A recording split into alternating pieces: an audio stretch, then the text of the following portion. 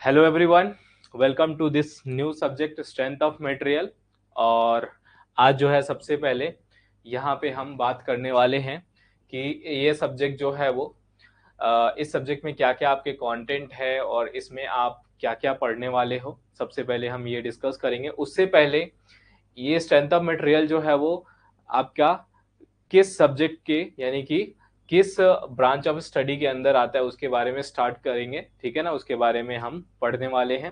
ठीक है, तो यहाँ पे जो है सबसे पहले अगर मैं बात करूं, ठीक है, जो आप मैकेनिक्स में पढ़ते हो कि मैकेनिक्स क्या होता है, तो मैकेनिक्स के बारे में बात करें, it is the branch of science which deals with, ये जो है वो साइंस का कौन सा ब्रांच है, किसके बारे में हम डील करते हैं, with the study of forces and its effect on body. So if you can remember, आप मैकेनिक्स में दो चीजें पढ़े थे। ठीक है ना, इफेक्ट्स जो है वो बॉडी पे कितने टाइप्स के होते हैं। इफेक्ट्स जो है वो जब किसी भी बॉडी पे हम फोर्स लगाते हैं, so what are the two types of effects, can you tell me in the comments. ठीक है, आप बता सकते हो कि मैकेनिक्स क्या होता है। It is a branch of science which deals with the study of forces, हम फोर्स की स्टडी करते हैं और उसका जो इफेक्ट्स होता है वो हम देखते हैं। ठीक है, ये दो चीजें जो है वो इस ब्रांच ऑफ साइंस को हम मैकेनिक्स बोलते हैं। तो यहाँ पे आपका दो है इफेक्ट्स, जिसको हम बोलते हैं external effects and internal effects. ठीक है, एक्सटर्नल इफेक्ट्स और आपका क्या होता है, इंटरनल इफेक्ट्स। ठीक है, तो एक्सटर्नल इफेक्ट में कोई बताएगा मुझे क्या आता है। ठीक है, जैसे सपोज करो कि कोई एक ये बॉडी है, किसी भी टाइप का बॉडी ले लो। ठीक है ना, किसी भी टाइप का, इस पे मल्टीपल फोर्सेस लग रहे हैं आपके, इस बॉडी पे आपके क्या हो रहे हैं, मल्टीपल डायरेक्शन में फोर्सेस लग रहे हैं। तो इसका कुछ ना कुछ एक नेट फोर्स होगा। ठीक है ना, इस पे कुछ ना कुछ एक नेट फोर्स होगा और एक पर्टिकुलर डायरेक्शन में वो नेट फोर्स जो है वो एक्ट कर रहा होगा। ठीक है ना, एक पर्टिकुलर डायरेक्शन में वो आपका नेट फोर्स जो है वो एक्ट कर रहा होगा। तो वो क्या हो जाता है, वो मान लो कि ये नेट फोर्स जो है वो इस डायरेक्शन में एक्ट कर रहा है। ठीक है, तो जब भी हम इस बॉडी पे फोर्स लगाएंगे तो हमारा एक्सटर्नल इफेक्ट्स में हम क्या स्टडी करते हैं, एक्सटर्नल इफेक्ट्स में हम ये स्टडी करते हैं कि लाइक कि इसका डिस्प्लेसमेंट कितना हुआ है, इसमें की वेलोसिटी क्या है, इसका एक्सेलरेशन क्या है। यही सब चीजें एक्सटर्नल इफेक्ट हो रहा है कि बॉडी में कितना डिस्प्लेसमेंट हुआ है इस फोर्स की वजह से, कितनी वेलोसिटी के साथ बॉडी मूव कर रही है, कितना एक्सेलरेशन के साथ जो है वो बॉडी मूव कर रही है। So this is known as our external effect. But ये तो हो गया आपका एक्सटर्नल इफेक्ट, लेकिन अगर आप किसी बॉडी पे फोर्स लगा रहे हो तो आप जब इंटरनल इफेक्ट्स के बारे में बात करोगे, if you talk about internal effects, तो फिर हम क्या करेंगे बताओ। इंटरनल इफेक्ट्स जो है ये आपने कहाँ पढ़ा, ये आपने ये मैकेनिक्स में पढ़ा है। ठीक है, ये जो है वो क्या है, मैकेनिक्स में पढ़ा है। ठीक है, कुछ बच्चे ऑलरेडी पढ़ चुके होंगे और कुछ बच्चे जो है वो पढ़ेंगे जब मैकेनिक्स स्टडी करेंगे। तो मैकेनिक्स में आपका ये इंटरनल इफेक्ट्स हम पढ़ते हैं। ठीक है, वो अलग अलग टाइप का है, आपका स्टैटिक हो गया, डायनेमिक्स हो गया, काइनेमेटिक, डायनेमिक्स में भी दो टाइप्स है, काइनेमेटिक्स और काइनेटिक्स हो गया। ठीक है, तो जब हम बात करेंगे इंटरनल इफेक्ट्स का, तो इंटरनल इफेक्ट्स में क्या होगा, सेम बॉडी पे सपोज करो कि I am applying a force on same body. ये बॉडी सपोज करो कि 3D है, एक 3D बॉडी है बहुत बड़ी सी। ठीक है ना, तो जब भी मुझे इंटरनल इफेक्ट्स देखना होगा तो मैं इस बॉडी को काट के और बीच में से देखूंगा कि क्या इंटरनल इफेक्ट्स है। ठीक है ना, मान लो कि इस बॉडी पे ऐसे फोर्स लग रहा है, सपोज करो कि यहाँ पे इस बॉडी पे फोर्स लग रहा है। ठीक है ना, तो इसके इसके इंटरनल इफेक्ट्स अगर आपको देखने होंगे तो कैसे देखोगे, सपोज करो कि ये बॉडी जो है आपका 3D है। ठीक है ना, तो काटोगे तो 3D बॉडी जो है वो आपको कुछ ऐसा दिखेगा। बताओ, कुछ ऐसा दिखेगा, बोलो जल्दी से, फटाफट फटाफट से बताओ, क्या आपको कुछ ऐसा दिखेगा, यस और नो, जल्दी बताओ, यस और नो, बोलो बोलो बोलो जल्दी। यहां तक सभी को क्लियर है। ठीक है ना, तो इस पोर्शन पे जो है वो हमारा जो ये कट करते हैं हम इंटरनली, जो है इस पोर्शन पे हम क्या करते हैं, इस पोर्शन पे हम स्टडी करते हैं, जो हमारा इंटरनल इफेक्ट्स होता है वो हमारा क्या क्या रहता है, वो स्ट्रेस होता है, ठीक है। क्या होता है? स्ट्रेस हो गया, स्ट्रेन हो गया, ठीक है। तो ये दो चीजें जो है वो हमारा क्या होता है, स्ट्रेस और स्ट्रेन हो गए। तो ये एक्सटर्नल इफेक्ट्स आप कहाँ पढ़ रहे हो? You are studying in mechanics.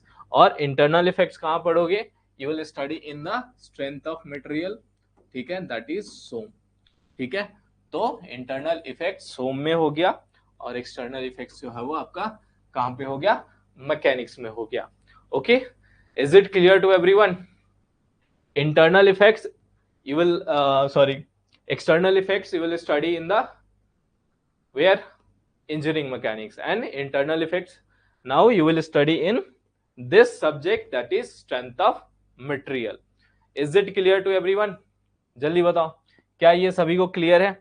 अब इसके बाद आ जाते हैं क्लासिफिकेशन ऑफ मैकेनिक्स। क्लासिफिकेशन की बात करें अगर मैकेनिक्स की, तो हम दो पार्ट में क्लासिफाई करते हैं। एक तो हो गया मैकेनिक्स ऑफ सॉलिड और दूसरा आपका फ्लूइड हो गया। तो मैकेनिक्स ऑफ फ्लूइड तो आप बाद में पढ़ोगे। जो सब्जेक्ट का नाम मेनली आप क्या जानते हो? फ्लूइड मैकेनिक्स से, जिसको हम शॉर्ट में एफएम बोलते हैं। शॉर्ट में हम क्या बोलते हैं? वी कॉल्ड इट एफएम, ठीक है, फ्लूइड मैकेनिक्स। और यहाँ पे मैकेनिक्स ऑफ सॉलिड में इसको हम दो पोर्शन में तोड़ते हैं, that is mechanics of rigid body, mechanics of deformable body. Mechanics of rigid body क्या होता है? जल्दी बताओ। आपका जो है वो इंजीनियरिंग मैकेनिक्स, ये सब्जेक्ट हो गया आपका इंजीनियरिंग मैकेनिक्स। ये सब्जेक्ट जो है वो आपका क्या है? That is engineering mechanics. और ये आपका हो गया एसओएम, स्ट्रेंथ ऑफ मटेरियल, ठीक है। क्लियर है? क्या ये सभी को क्लियर है? बोलो, क्या ये सभी को क्लियर है? फटाफट से। यहाँ पे आप क्या पढ़ते हो? Here you study the external effects. यहाँ पे जो है आप किसके बारे में स्टडी करते हो? इस एक्सटर्नल इफेक्ट्स के बारे में, एक्सटर्नल इफेक्ट्स, ठीक है ना। अब यहाँ पे शॉर्ट में लिख रहा हूं एक्सटर्नल इफेक्ट्स, ठीक है। और यहाँ पे आप इंटरनल इफेक्ट्स के बारे में स्टडी करते हो, यानी कि बॉडी के अंदर। यहाँ पे दिखा दिया आपको, बॉडी के अंदर, ठीक है ना। बॉडी जो है वो कितना डिफॉर्म हो रहा है, इसके बारे में स्टडी करते हो। तो ये बेसिक चीजें सभी को क्लियर हो गया, ठीक है ना। मैकेनिक्स के दो पार्ट हो गए, mechanics of solid, mechanics of fluid. ये फ्लूइड मैकेनिक्स में आप पढ़ोगे, ठीक है ना। और यहाँ पे मैकेनिक्स ऑफ सॉलिड दो पार्ट में है, एक रिजिड बॉडी है, एक deformable body. Rigid body you will study in engineering mechanics, यानी कि एक्सटर्नल इफेक्ट होता है। और ये आपका SOM, that is internal effects, that is now you will study in detail, ठीक है। ये आपका चैप्टर का एक डेफिनेशन है। अब स्ट्रेंथ ऑफ मटेरियल होता क्या है, ये सभी को समझ में आ गया? What is strength of material, क्या ये सभी को समझ में आ गया? जल्दी बताओ, ठीक है। देखो कितने टोटल लेक्चर लगेंगे, कितना आवर्स, इसका मैं एग्जैक्ट नहीं बता पाऊंगा अभी, लेकिन it will take around approx जो है वो आपके 20 to 23 लेक्चर, ठीक है ना। इसके आसपास जो है वो आपके होंगे, ठीक है। 20 to 23 लेक्चर्स के आसपास, मैक्सिमम 25 लेक्चर होगा, क्योंकि काफी बड़ा सब्जेक्ट है ये। तो 3 वीक्स जो है वो आपके इसमें लगने वाले हैं, ठीक है। तो यहां तक जो है वो क्या सभी को क्लियर है? अब हम देख लेते हैं कि हमारा सिलेबस क्या है। जितने भी आपके इसरो, डीआरडीओ या बार्क हो गया, या जितने भी डिप्लोमा एई जेई एग्जाम का जो लेवल है, तो उसमें क्या क्या पूछा जाता है आपके, ठीक है। तो आज जो चैप्टर हम स्टार्ट करने वाले हैं, that is simple stress and strain. ये आपका आज का चैप्टर होगा। उसके बाद हम सेकंड चैप्टर थर्मल स्ट्रेस और स्ट्रेन एनर्जी के बारे में डिस्कस करेंगे। सिंपल स्ट्रेस और स्ट्रेन में पूरा डिटेल में हम पढ़ने वाले हैं। First chapter is very basic, ठीक है। और क्या इस चैप्टर में पढ़ेंगे मैं आपको अगले स्लाइड पे बताने वाला हूं, will discuss in the next slide. उसके बाद थर्मल स्ट्रेस एंड स्ट्रेन हो गया, फिर आपका shear force and bending moment diagram, okay. Then उसके बाद डिफ्लेक्शन ऑफ बीम हो गया, ओके। और उसके बाद जो है bending and shear stress in beam, फिर है आपका टॉर्सन इन द शाफ्ट, ठीक है। तो हर एक चीज को हम एक एक करके डिस्कस करेंगे, ठीक है। और उसके बाद जो है प्रेशर वेसल हो गया, ठीक है। एंड देन नेक्स्ट चैप्टर जो है आपका क्या है, principal stress and Mohr circle, ठीक है। तो इससे बहुत कम क्वेश्चन आते हैं, लेकिन फिर भी इस चैप्टर को इंक्लूड किया हुआ है। कई बार बिल्कुल फॉर्मूला बेस्ड क्वेश्चन पूछा जाता है, कई बार कुछ न्यूमेरिकल्स आते हैं डायरेक्ट फॉर्मूला बेस्ड, तो इस चैप्टर को भी हम करने वाले हैं पूरा डिटेल में। फिर उसके बाद आ जाता है कॉलम चैप्टर, ठीक है। तो ये आपके टोटल 9 चैप्टर हैं, ओके, टोटल आपके 9 चैप्टर्स हैं, और ये काफी ज्यादा जो है वो वेटेज रहता है इस सब्जेक्ट का, चाहे किसी भी आप एग्जाम को देख लो, ओके। तो यहां तक किसी को कोई डाउट होगा तो बताओ।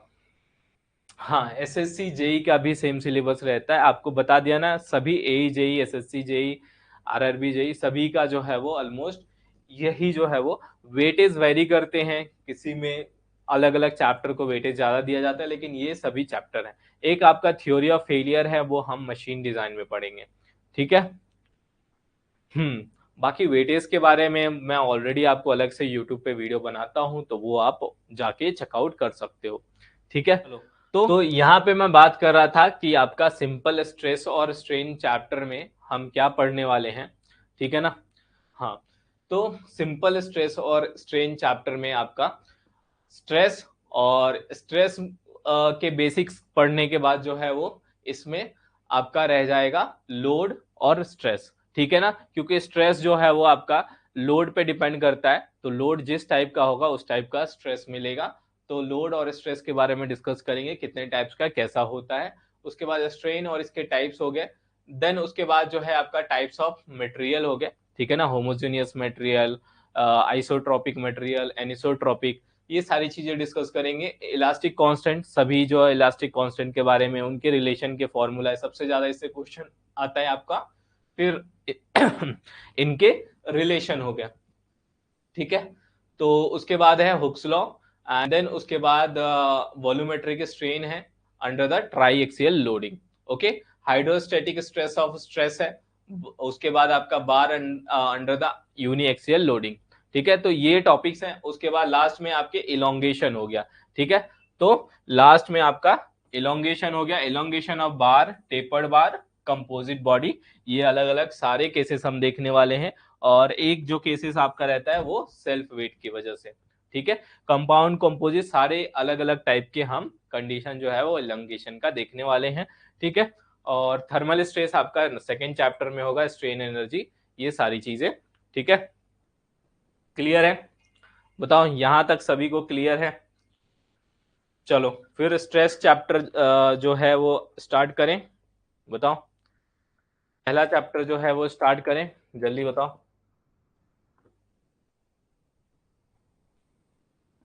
बोलो।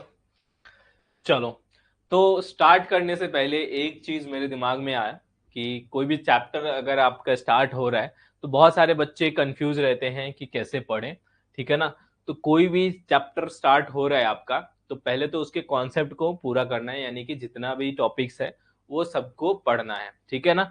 तो पहला स्टेज आपका ये रहता है, स्टेज 1 जो है वो, कोई भी चैप्टर अगर आप पढ़ रहे हो, स्टार्ट कर रहे हो, तो पहला आपका मोटिव क्या रहना चाहिए कि आप सिलेबस पूरा कंप्लीट करो, चाहे बुक से पढ़ो या लेक्चर ले रहे हो, सबके लिए कॉमन इन जनरल मैं बता रहा हूँ, ठीक है ना। तो ये सिलेबस कंप्लीट करना हो गया, ठीक है, नोट्स बनाओ आप पूरा, ठीक है। उसके बाद जो है वो आपका क्या रहता है, प्रैक्टिस, ठीक है। उसके बाद क्या करना है, आपको प्रैक्टिस करना है, बुक से करो, ठीक है ना, कोई भी बुक हो, प्रीवियस ईयर हो, वहां से प्रैक्टिस करो, ठीक है। अगर एक सब्जेक्ट आपने पढ़ लिया या एक चैप्टर पढ़ लिया तो उस हिसाब से प्रैक्टिस उस चैप्टर की कर सकते हो या उस पूरे सब्जेक्ट के। देन उसके बाद आता है रिवीजन। रिवीजन जो है वो क्लास के बाद तो डेली किया ही करो, ठीक है ना, 2 बार रिवीजन, एक क्लास के बाद और एक अगले दिन क्लास के पहले, और जब सब्जेक्ट खत्म हो जाता है तो जाके तीसरा रिवीजन। तो ये काफी ज्यादा इंपॉर्टेंट है, तो रिवीजन आपको करना है। उसके बाद जब आपका रिवीजन हो जाएगा, एक एक सब्जेक्ट खत्म हो जाएंगे, फिर उस सब्जेक्ट के जो है वो चैप्टर वाइज टेस्ट हो गए आपका, और उसके अलावा जो है वो आपके चैप्टर वाइज के अलावा जो है वो सब्जेक्ट वाइज टेस्ट हो गए, तो ये आप लगा सकते हो। अब जब टेस्ट देते हो तो बहुत सारे आपको चीजें मिलती हैं आपको, कि आपको कहाँ वर्क करना चाहिए, कहाँ इंप्रूवमेंट करना चाहिए। कभी कॉन्सेप्ट में दिक्कत आता है, कभी न्यूमेरिकल सॉल्व करने में दिक्कत आता है, कभी रिवीजन नहीं हो पाता, यानी कुछ चीजें याद नहीं होती, तो उस चीज पे आपको क्या करना है, इम्प्रूवमेंट करना है, ठीक है। तो इस तरह से एक पूरा सब्जेक्ट जो है आपका स्ट्रांग होता है, तो ये प्रोसेस जो है आपको अप्लाई करना है, ठीक है।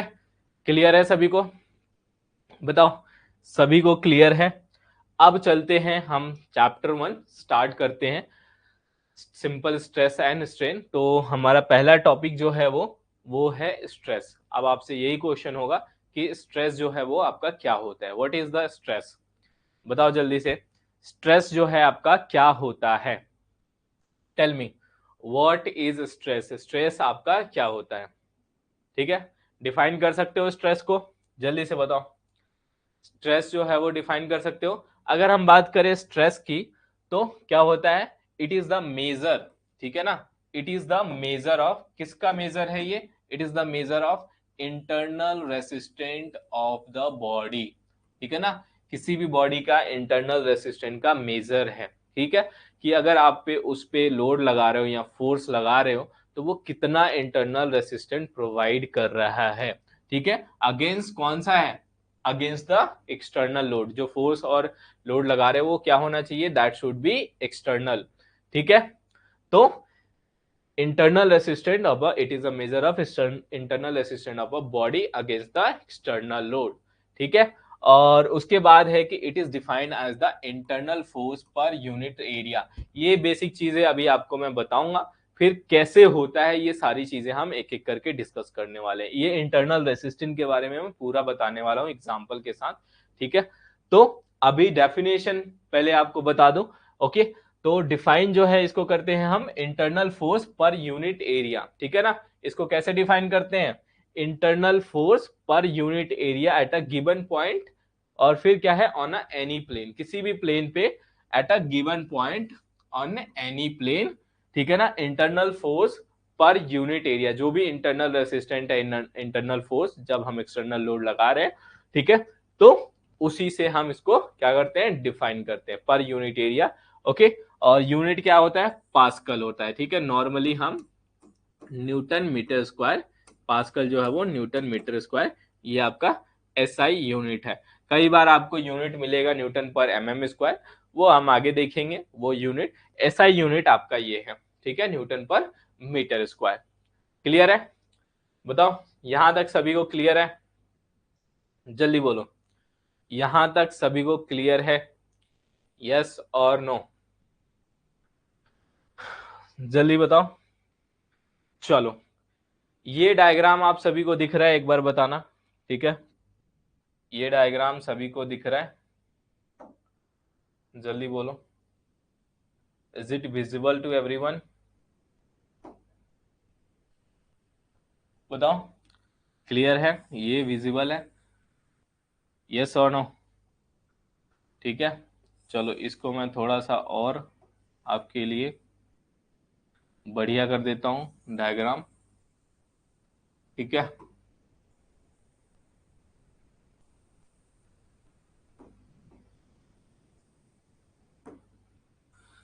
चलो अब जो है हम यहां से समझने वाले हैं कि ये इंटरनल रेसिस्टेंट जो मिलता है, ठीक है ना, इंटरनल जो रेसिस्टेंट मिलता है किसी भी बॉडी में, ठीक है, वो कैसे दिखेगा। ठीक है, आपको डायग्राम में बिल्कुल क्लियर दिख रहा होगा।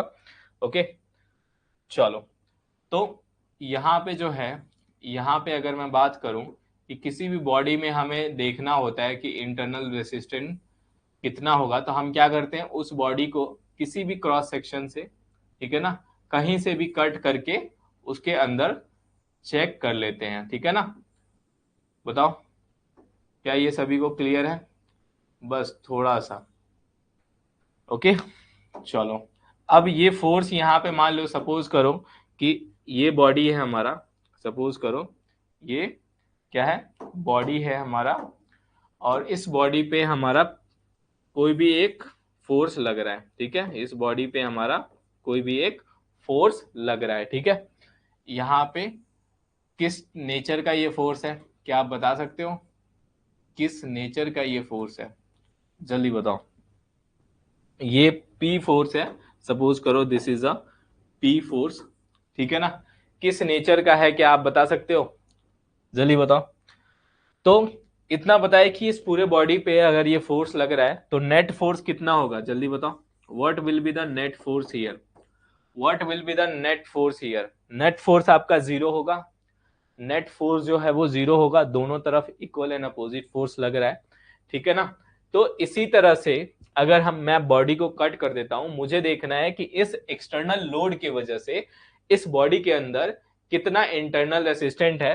तो मैं क्या करूंगा, यहां से कोई एक क्रॉस सेक्शन ले लूंगा, यहां से कोई एक क्रॉस सेक्शन जो है वो क्या करूंगा, ले लूंगा, ठीक है, कुछ ऐसे क्रॉस सेक्शन ले लूंगा, ठीक है।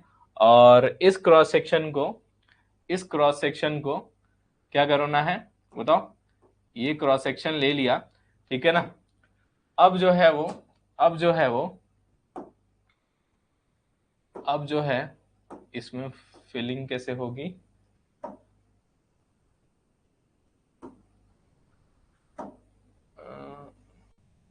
अच्छा ये रहा, चलो ये मैं क्रॉस सेक्शन ले लेता हूं कोई भी, अब इसमें फिलिंग कर देते हैं, ठीक है, बढ़िया दिख रहा है अब, ठीक है ना। टेक्नोलॉजी का पूरा इस्तेमाल करना चाहिए।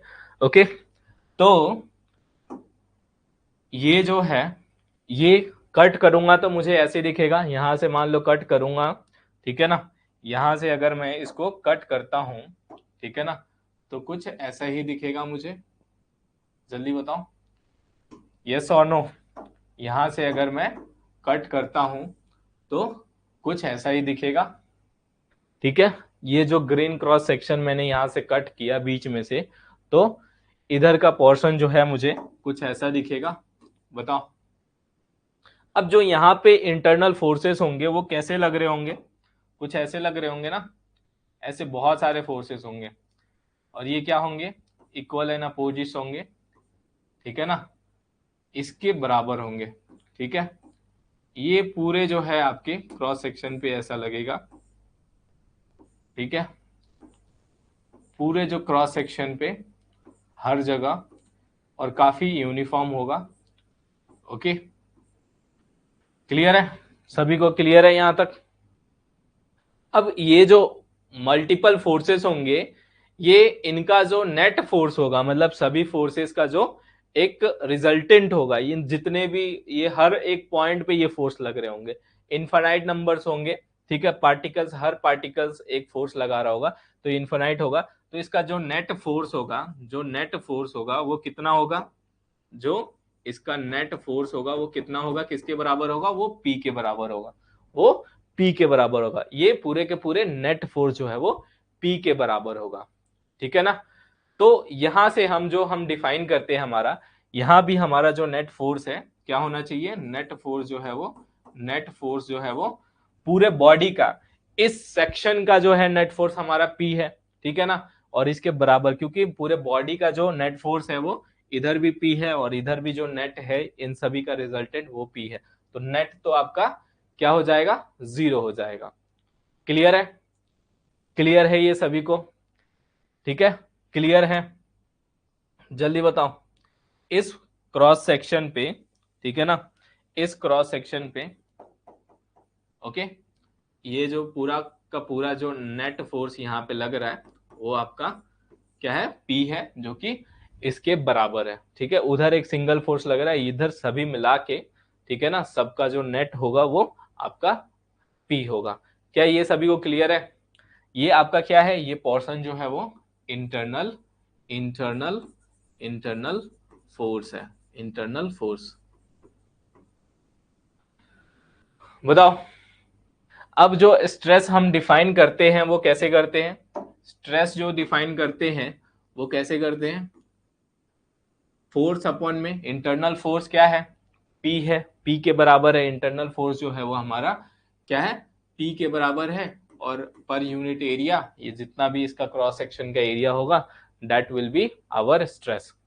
बताओ, that will be our stress. यहां तक सभी को क्लियर है, जल्दी बताओ,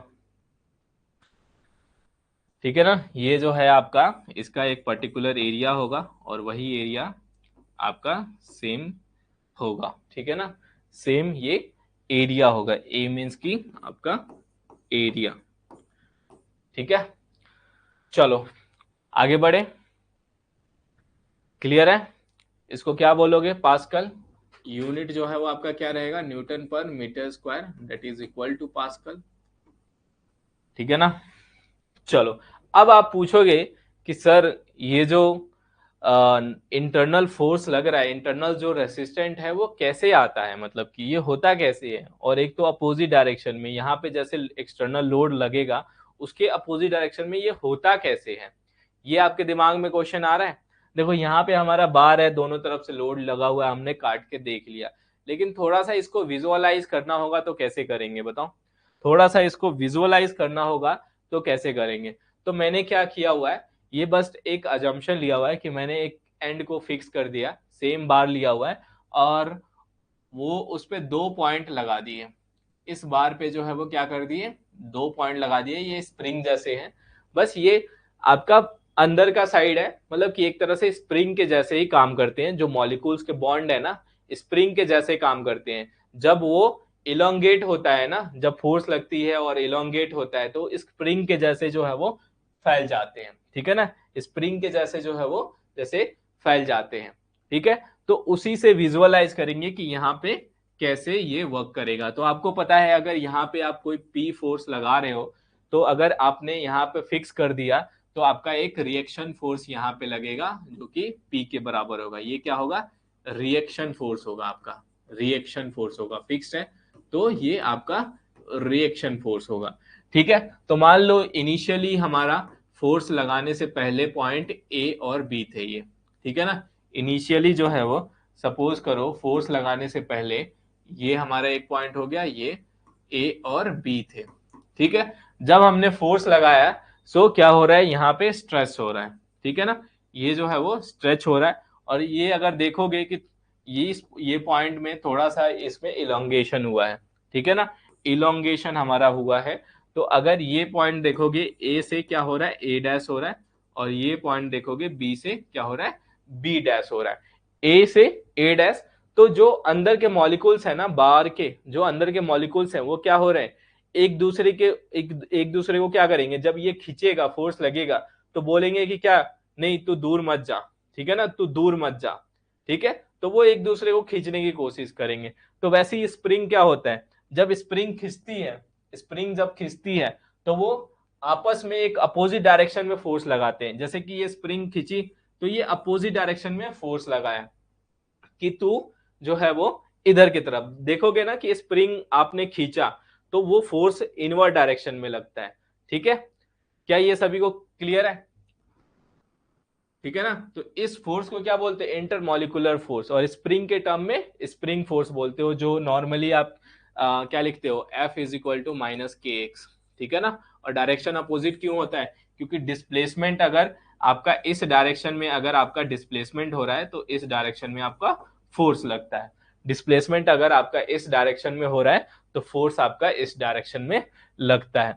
ठीक है ना, तो ये आपका क्या है, ये आपका जो है वो इंटरनल फोर्स जो है वो, ये आपका इंटरनल फोर्स है, this is your internal force. ठीक है ना, ये जो फोर्स लग रहा है वो क्या है, this is your internal force. Clear है यहां तक। तो ये कैसे लग रहा है, मॉलिक्यूल्स जो है वो अंदर जो है वो किसी भी चीज के अंदर मॉलिक्यूलर लेवल पे कैसे एक्ट कर रहे हैं, ये सभी को क्लियर हो गया, जल्दी बताओ। सभी को क्लियर हो गया। मान लो सपोज करो, सपोज करो कि मैं यहां से काट के देखना चाह रहा हूं इसको। सपोज करो कि एक मैंने, चलो इसको दूसरे कलर से देख लेते हैं। ठीक है, इसको दूसरे कलर से, अगर मैं इस पॉइंट पे, ये जो हमारा ए डैश पॉइंट है, इसको मैं क्या कर रहा हूं, काट के मैं देखना चाह रहा हूं। ठीक है ना, कि यहाँ पे अंदर कैसे फोर्स लग रहे हैं। ठीक है, तो इतने पोर्शन को मैं आपको अलग डायग्राम से दिखाता हूं। ठीक है, तो कुछ ऐसा ही होगा, मैं यहाँ पे 2D दिखा रहा हूं। ठीक है ना, ये यहां से दोनों डायग्राम क्या थे आपके, 2D थे, तो कुछ ऐसा दिखेगा, जल्दी बताओ, बोलो। कुछ ऐसा होगा, ये अपोजिट में, ये आपका क्या है, P है। ठीक है ना, ये जो है आपका क्या है, this is P।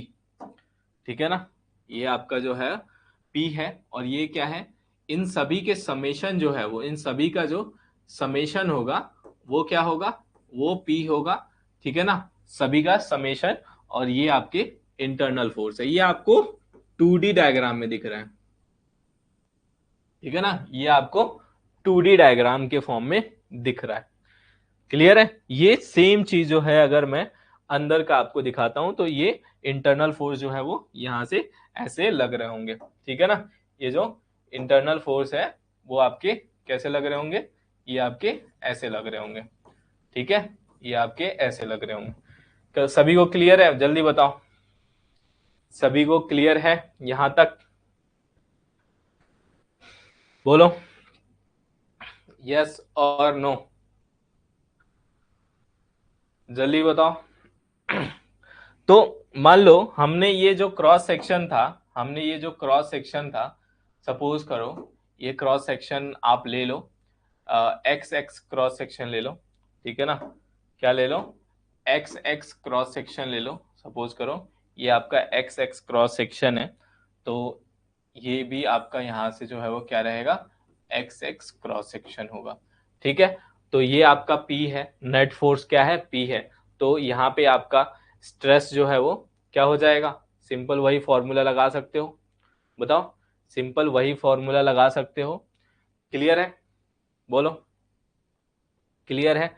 Net force क्या होना चाहिए, net force should be zero. पूरे बॉडी का आप कोई भी फ्री बॉडी डायग्राम एक तरह से है यहाँ पे, तो नेट फोर्स यहाँ पे क्या होना चाहिए, नेट फोर्स जीरो होना चाहिए। पी है ये, नेट पूरे पे फोर्स लग रहा है, सभी फोर्सेस का जो रिजल्टेंट है that is P. Okay, clear है?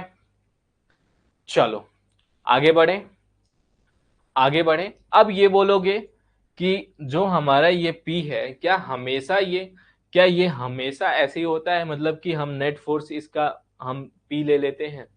बोलो, ये हमेशा जो है वो ये जो फोर्सेस के डिस्ट्रीब्यूशन है इंटरनल फोर्सेस के, ये क्या हमेशा जो है यूनिफॉर्म रहते हैं? कोई बताएगा, क्या ये हमेशा यूनिफॉर्म रहते हैं? जल्दी बताओ, क्या ये हमेशा यूनिफॉर्म रहते हैं? यस और नो, बताओ, ये हमेशा यूनिफॉर्म रहते हैं या नहीं?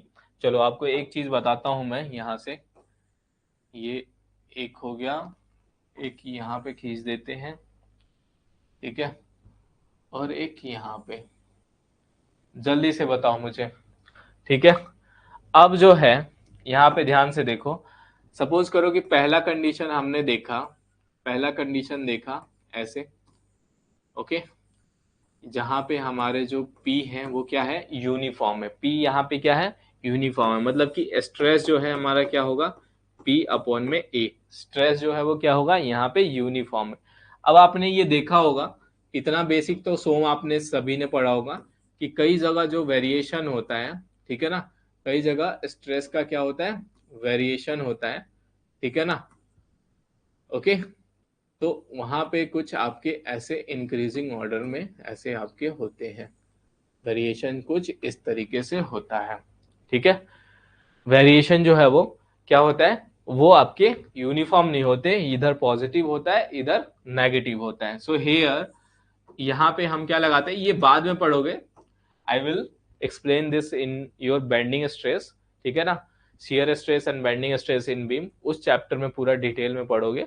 अभी बस एक आपको आइडिया लगा रहा हूं कि ये जो हमारा स्ट्रेस का वेरिएशन है वो अलग अलग टाइप का हो सकता है। तो ये सिग्मा एम आई अपॉन में क्या हो जाता है, एम वाई अपॉन में आई, यही होता है फॉर्मूला जो है आपका, यही होता है। जल्दी बताओ, इसके बाद एक और वेरिएशन होता है जहां पे आपका कुछ इस तरीके से होता है, ठीक है ना, बीम के अंदर लाइक दिस पैराबोलिक वेरिएशन, ठीक है। ये क्या होता है, शियर स्ट्रेस का वेरिएशन होता है, ये क्या होता है, शियर स्ट्रेस का वेरिएशन होता है। इसका फॉर्मूला कोई बताएगा, शियर स्ट्रेस का वेरिएशन जो है वो फॉर्मूला कोई बताना चाहेगा, एनीवन, बताओ जल्दी। यहाँ पे क्या लिख सकते हैं, ये आप डिटेल में पढ़ोगे, बस अभी मैं जो है वो आपको सिर्फ बेसिक चीजें बता रहा हूँ, ठीक है ना। यहाँ पे आपका जो है वो क्या हो जाएगा, आई, ठीक है ना, सॉरी, यहाँ पे वाई, एस ए वाई, और अपॉन में आई बी, ठीक है। क्लियर है? Is it clear? बोलो, ये सभी को क्लियर है? तो ये सिर्फ वेरिएशन है। तो कहने का मतलब जब यूनिफॉर्म रहेगा ना, तो ये आपका एक्सियल लोड के केस में होता है, ठीक है ना। ये आपका कब होता है? Axial load. अब ये एक्सियल लोड क्या होता है, ये हम आगे पढ़ेंगे, ठीक है ना। यहाँ पे एफ ले लो या एस ले लो, शियर फोर्स को मैं बता रहा हूँ। एस का मतलब क्या है? शियर फोर्स है, ठीक है ना। क्लियर है? ये वाई को बार लगा लो, ठीक है। तो ये एक्सियल लोड के केस में होता है, ठीक है। तो यहाँ पे हमारा जो लोड लग रहा है वो क्या है? एक्सियल लोड है। अभी एक्सियल लोड क्या होता है ये अभी मैं आगे डिस्कस करने वाला हूँ, सो डोंट वरी, बस यहाँ पे चीजों को समझना है, ठीक है ना। तो यहाँ पे जो है वो अब यूनिफॉर्म कैसे रहता है ये थोड़ा सा अगर मैं आपको समझाऊं। देखो, यहाँ पे सपोज करो, यहाँ पे सपोज करो कि आपका जो है मान लो ये कुछ ऐसा है। अगर मैं इस एक्सिस पे देख रहा हूं, इस एक्सिस पे देख रहा हूं, तो जो डिफॉर्मेशन हो रहा है, जो डिफॉर्मेशन हो रहा है, ठीक है ना। मान लो कि इस लाइन ऑफ एक्सिस पे, और फिर एक आप ले लो कि इस लाइन ऑफ एक्सिस में, ठीक है ना। तीन लाइन ऑफ एक्सिस ले रहे हैं, तो क्या डिफॉर्मेशन जो है, अगर फिर यहाँ पे मैं आ रहा हूं तो डिफॉर्मेशन क्या सभी एक्सिस के लिए बराबर है या अलग अलग है? यहाँ पे एक्सियल लोड की वजह से सभी एक्सिस के लिए जो डिफॉर्मेशन है वो बराबर है। सपोज करो, एग्जांपल ले लो आप, सबसे बढ़िया होगा। एग्जांपल ले लो कि पहले ये 100 mm का था, ये भी आपका 100 mm होगा, ठीक है ना। ये भी आपका मान लो 100 mm होगा, ये भी आपका 100 mm होगा। जो टोटल जो है वो टोटल इलोंगेशन हो रहा है, मान लो 10 mm का हो रहा है, 10 mm का हो रहा है। तो ये क्या होगा? This will B 110 mm, this will B also 110 mm, ठीक है ना। सभी में क्या होंगे? 10 mm। सभी लाइन ऑफ एक्सिस, जो भी एक्सिस है आपका, जितने भी एक्सिस है यहाँ पे तीन मैंने लिए हुए हैं, ठीक है ना। एक टॉप हो गया, बॉटम हो गया, और ये आपका एक मिडिल में हो गया। आगे हम डिस्कस करेंगे कि एक्सिस के क्या क्या नाम होते हैं। तो सभी जगह, तो ये ध्यान रखना है कि जो आपका एक्सियल लोड है उसकी वजह से जो डिफॉर्मेशन होता है, मतलब कि इंटरनल फोर्स जो होते हैं वो यूनिफॉर्म होते हैं। और अगर आप टॉप पे ले लो तो 10 mm का इलोंगेशन हुआ, बॉटम बीच में लिया तो 10 mm ही हुआ, यहाँ पे भी लिया 10 mm, तो सभी में बराबर हो रहे हैं, ठीक है ना। तो इसीलिए यह हमारा जो ये जो फोर्स है वो सभी जगह, इंटरनल फोर्स जो है वो सभी लेयर्स में क्या रहेंगे? सेम रहेगा, ठीक है ना, यूनिफॉर्म रहेगा, ठीक है ना, सेम रहेगा, यूनिफॉर्म रहेगा। क्या ये सभी को समझ में आ गया? जल्दी बताओ, क्या ये सभी को समझ में आ गया? बोलो, is it clear to everyone? बताओ, यहां से हमने क्या क्या समझा अभी तक? देखो, स्ट्रेस का डेफिनेशन देखा, उसके बाद इंटरनल स्ट्रेस अंदर से कैसे दिखता है उसके बारे में बताया आपको। देन उसके बाद जो है, देन उसके बाद कैसे इंटरनल स्ट्रेस जो है वो फोर्स कैसे एक्ट करता है अपोजिट डायरेक्शन में, उस चीज के बारे में डिस्कस करा, ठीक है ना। और ये जो है आपको 2D के फॉर्म में शो किया, ठीक है।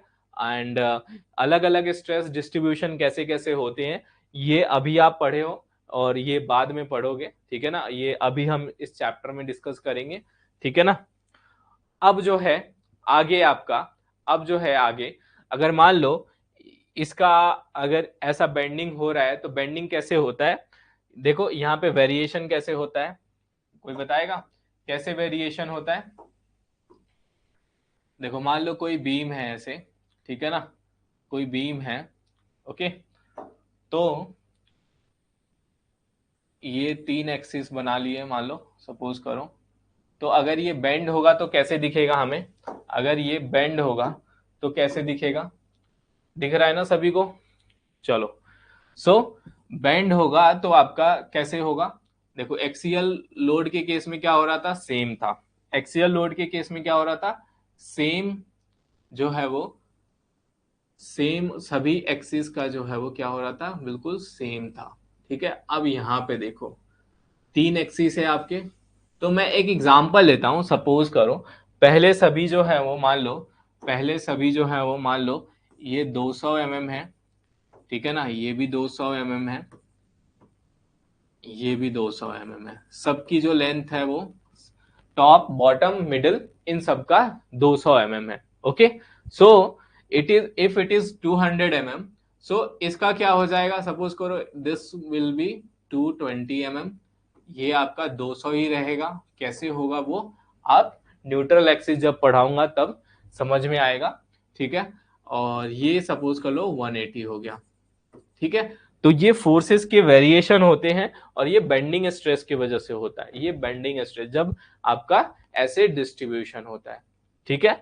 तो यहां तक सभी को ये समझ में आ गया, ठीक है ना, क्लियर है? Okay, is it clear? जल्दी बताओ। चलो अब जो है इसके बाद आ जाता है, अब आप बोलोगे स्ट्रेस, ठीक है ना। तो स्ट्रेस समझने से पहले before starting the classification of stress, सबसे पहले you have to understand the load. Load जो है आपका क्या होता है ये समझना आपके लिए जरूरी है। क्लियर है? लोड क्या होता है? तो लोड जो है हमारे क्लासिफाई होते हैं दो टाइप्स में। एक तो ड्यू टू फोर्स, ठीक है ना, ये क्या है ड्यू टू फोर्स। लोड जो है वो एक ड्यू टू फोर्स होते हैं और दूसरा जो है आपका क्या है ड्यू टू मोमेंट, ठीक है। तो जो फोर्स की वजह से होते हैं वो आपके दो टाइप के होते हैं। पहला एक्सियल हो गया, दूसरा ट्रांसवर्स, ठीक है। एक्सियल के भी दो टाइप्स होते हैं, एक तो टेंसाइल होता है, दूसरा कंप्रेसिव होता है। और मूवमेंट की वजह से जो होते हैं वो आपके बेंडिंग हो गए और ट्विस्टिंग हो गए, ठीक है ना। So load is classified into two types. First one is your due to the force and the second one is due to the moment. Okay, so due to the force there is two types of load. One is axial load and second one is transverse load, ठीक है। axial load, transverse load, ठीक है। उसके बाद axial load is again classified into the two types, tensile and compressive, ठीक है। तो ये आपके लोड के क्लासिफिकेशन हो गए। here due to the moment there is two classification, one is bending and another is twisting। क्या ये सभी को क्लियर है? ठीक है। प्रीवियस स्लाइड देखो, ये जस्ट एग्जांपल बताया हूं, ये detail this we will study in the chapter number bending stress and shear stress in the beam, ठीक है। उस चैप्टर में हम डिटेल में पढ़ेंगे। अभी बस एग्जांपल बताया कि ये वेरिएशन कैसे होता है, ठीक है। चलो अभी इसके डिटेल्स में नहीं जाना है, अभी आपका बस बेसिक आइडिया है। अगर इसको नहीं बताऊंगा तो फिर कंपैरिजन कैसे करते कि एक्सियल लोड और बेंडिंग में मतलब कैसे डिफरेंस हो रहा है, ठीक है ना। चलो तो अब सबसे पहले हम समझते हैं कि एक्सियल लोड जो है वो कैसे लगता है, एक्सियल लोड को हम कैसे पहचानेंगे, ठीक है ना, उसको कैसे डिफाइन करेंगे। ओके, तो आपको मैं एक बढ़िया सा डायग्राम दिखाता हूं, आई थिंक सभी को विजिबल है, ठीक है। अब यहाँ पे एक ऑरेंज कलर में है और एक ग्रीन कलर में है, दो अलग अलग टाइप के लोड लग रहे हैं। यहाँ पे भी है, ये आपका वर्टिकल है, ठीक है ना, यहाँ पे जो मेंबर है हमारा वर्टिकल है, लाइक कॉलम, ठीक है ना, कॉलम का इसका एग्जांपल समझ सकते हो। और ये आपका बीम है, दो टाइप के हैं यहाँ पे। अब लोड ग्रीन कलर में है और आपके ऑरेंज कलर में है। तो ऑरेंज और ग्रीन कलर में कौन कौन से लोड हैं क्या आप बता सकते हो जल्दी से? ऑरेंज और ग्रीन कलर में कौन कौन से लोड हैं क्या आप बता सकते हो? ठीक है, फटाफट से एनीवन?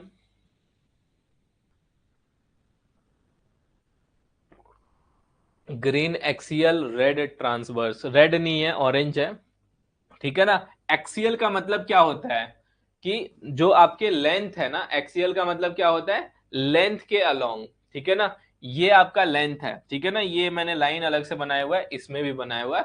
तो जब भी लेंथ के अलोंग जो है वो उस लाइन ऑफ एक्सिस में जो कि आपके सेंटर से पास कर रहा है, ठीक है ना, ठीक है, जिसको हम नॉर्मली लॉन्गिट्यूडनल एक्सिस बोलते हैं। तो जब भी उसके पास करे लॉन्गिट्यूडनल एक्सिस तो उसको हम क्या बोलते हैं, that is known as axial load, ठीक है ना, एक्सियल लोड बोलते हैं, ठीक है। और जब भी लॉन्गिट्यूडनल एक्सिस के परपेंडिकुलर लोड लग रहा होगा तो उसको हम बोलते हैं ट्रांसवर्स लोड, उसको हम क्या बोलते हैं, we called it transverse load. हम जो है वो यहाँ पे क्या बोलते हैं, यहाँ पे भी लेंथ के अलोंग क्या है, लेंथ के अलोंग एक्सियल होगा, मतलब कि ग्रीन में दोनों जगह ग्रीन का कलर मैंने सेम रखा हुआ है, so this will be your axial load. ये आपका क्या हो जाएगा, एक्सियल, और ये आपके इसके परपेंडिकुलर लग रहा है, ठीक है ना। और तो ये हो जाएगा हमारा transverse, this will be the transverse load. तो एक्सियल और ट्रांसवर्स लोड में आपको डिफरेंस पता चल गया। यहाँ पे ये फोर्स की वजह से हो रहा है, ये जो लोड है, ये ये जो लोड है वो आपका एक्सियल लोड, वो फोर्स की वजह से आया। सभी को क्या ये समझ में आया, एक्सियल लोड और ट्रांसफर लोड कैसे हो रहा है, ये सभी को समझ में आ गया। अब चलते हैं बेंडिंग और ट्विस्टिंग मोमेंट के बारे में डिस्कस करते हैं, ठीक है ना। बेंडिंग और ट्विस्टिंग मोमेंट के बारे में डिस्कस करते हैं। अब यहाँ पे एक शाफ्ट है, इसको हमने क्या किया हुआ है, यहाँ पे ऐसे फिक्स किया हुआ है, यहाँ पे क्या किया हुआ है, फिक्स किया हुआ है। तो यहाँ पे आपके 3 एक्सिस होंगे, बताओ, यहाँ पे जो है वो आपके 3 एक्सिस होंगे। एक तो आपका ये कौन सा एक्सिस होगा, एक्स होगा, और ये आपका यहाँ से एक वाई एक्सिस होगा, और एक आपका ऐसे जेड एक्सिस होगा, ठीक है। चलो, तो यहां से आपका एक जेड एक्सिस होगा, क्लियर है। तो अब यहाँ पे समझना है आपको, ये तीनों जो है वो एक दूसरे के परपेंडिकुलर है, this X and this Y and this one is Z axis. ये तीनों जो है वो, क्योंकि सॉलिड फिगर है यहाँ पे, ये साफ्ट है, तो जो लेंथ के अलोंग डायरेक्शन है वो आपका एक्स एक्सिस है, और ये आपका वाई एक्सिस है, and this one is your Z axis, ठीक है। तो अब यहाँ पे समझना है, ठीक है ना, ये क्रॉस सेक्शन के एक्स एक्सिस आपका कैसा है, क्रॉस सेक्शन के क्या है, this is perpendicular. Cross section जो है हमारा साफ जो डायरेक्शन होगा, ये देखो, इसके परपेंडिकुलर जो डायरेक्शन होगा वो आपका एक्स एक्सिस होगा, ठीक है।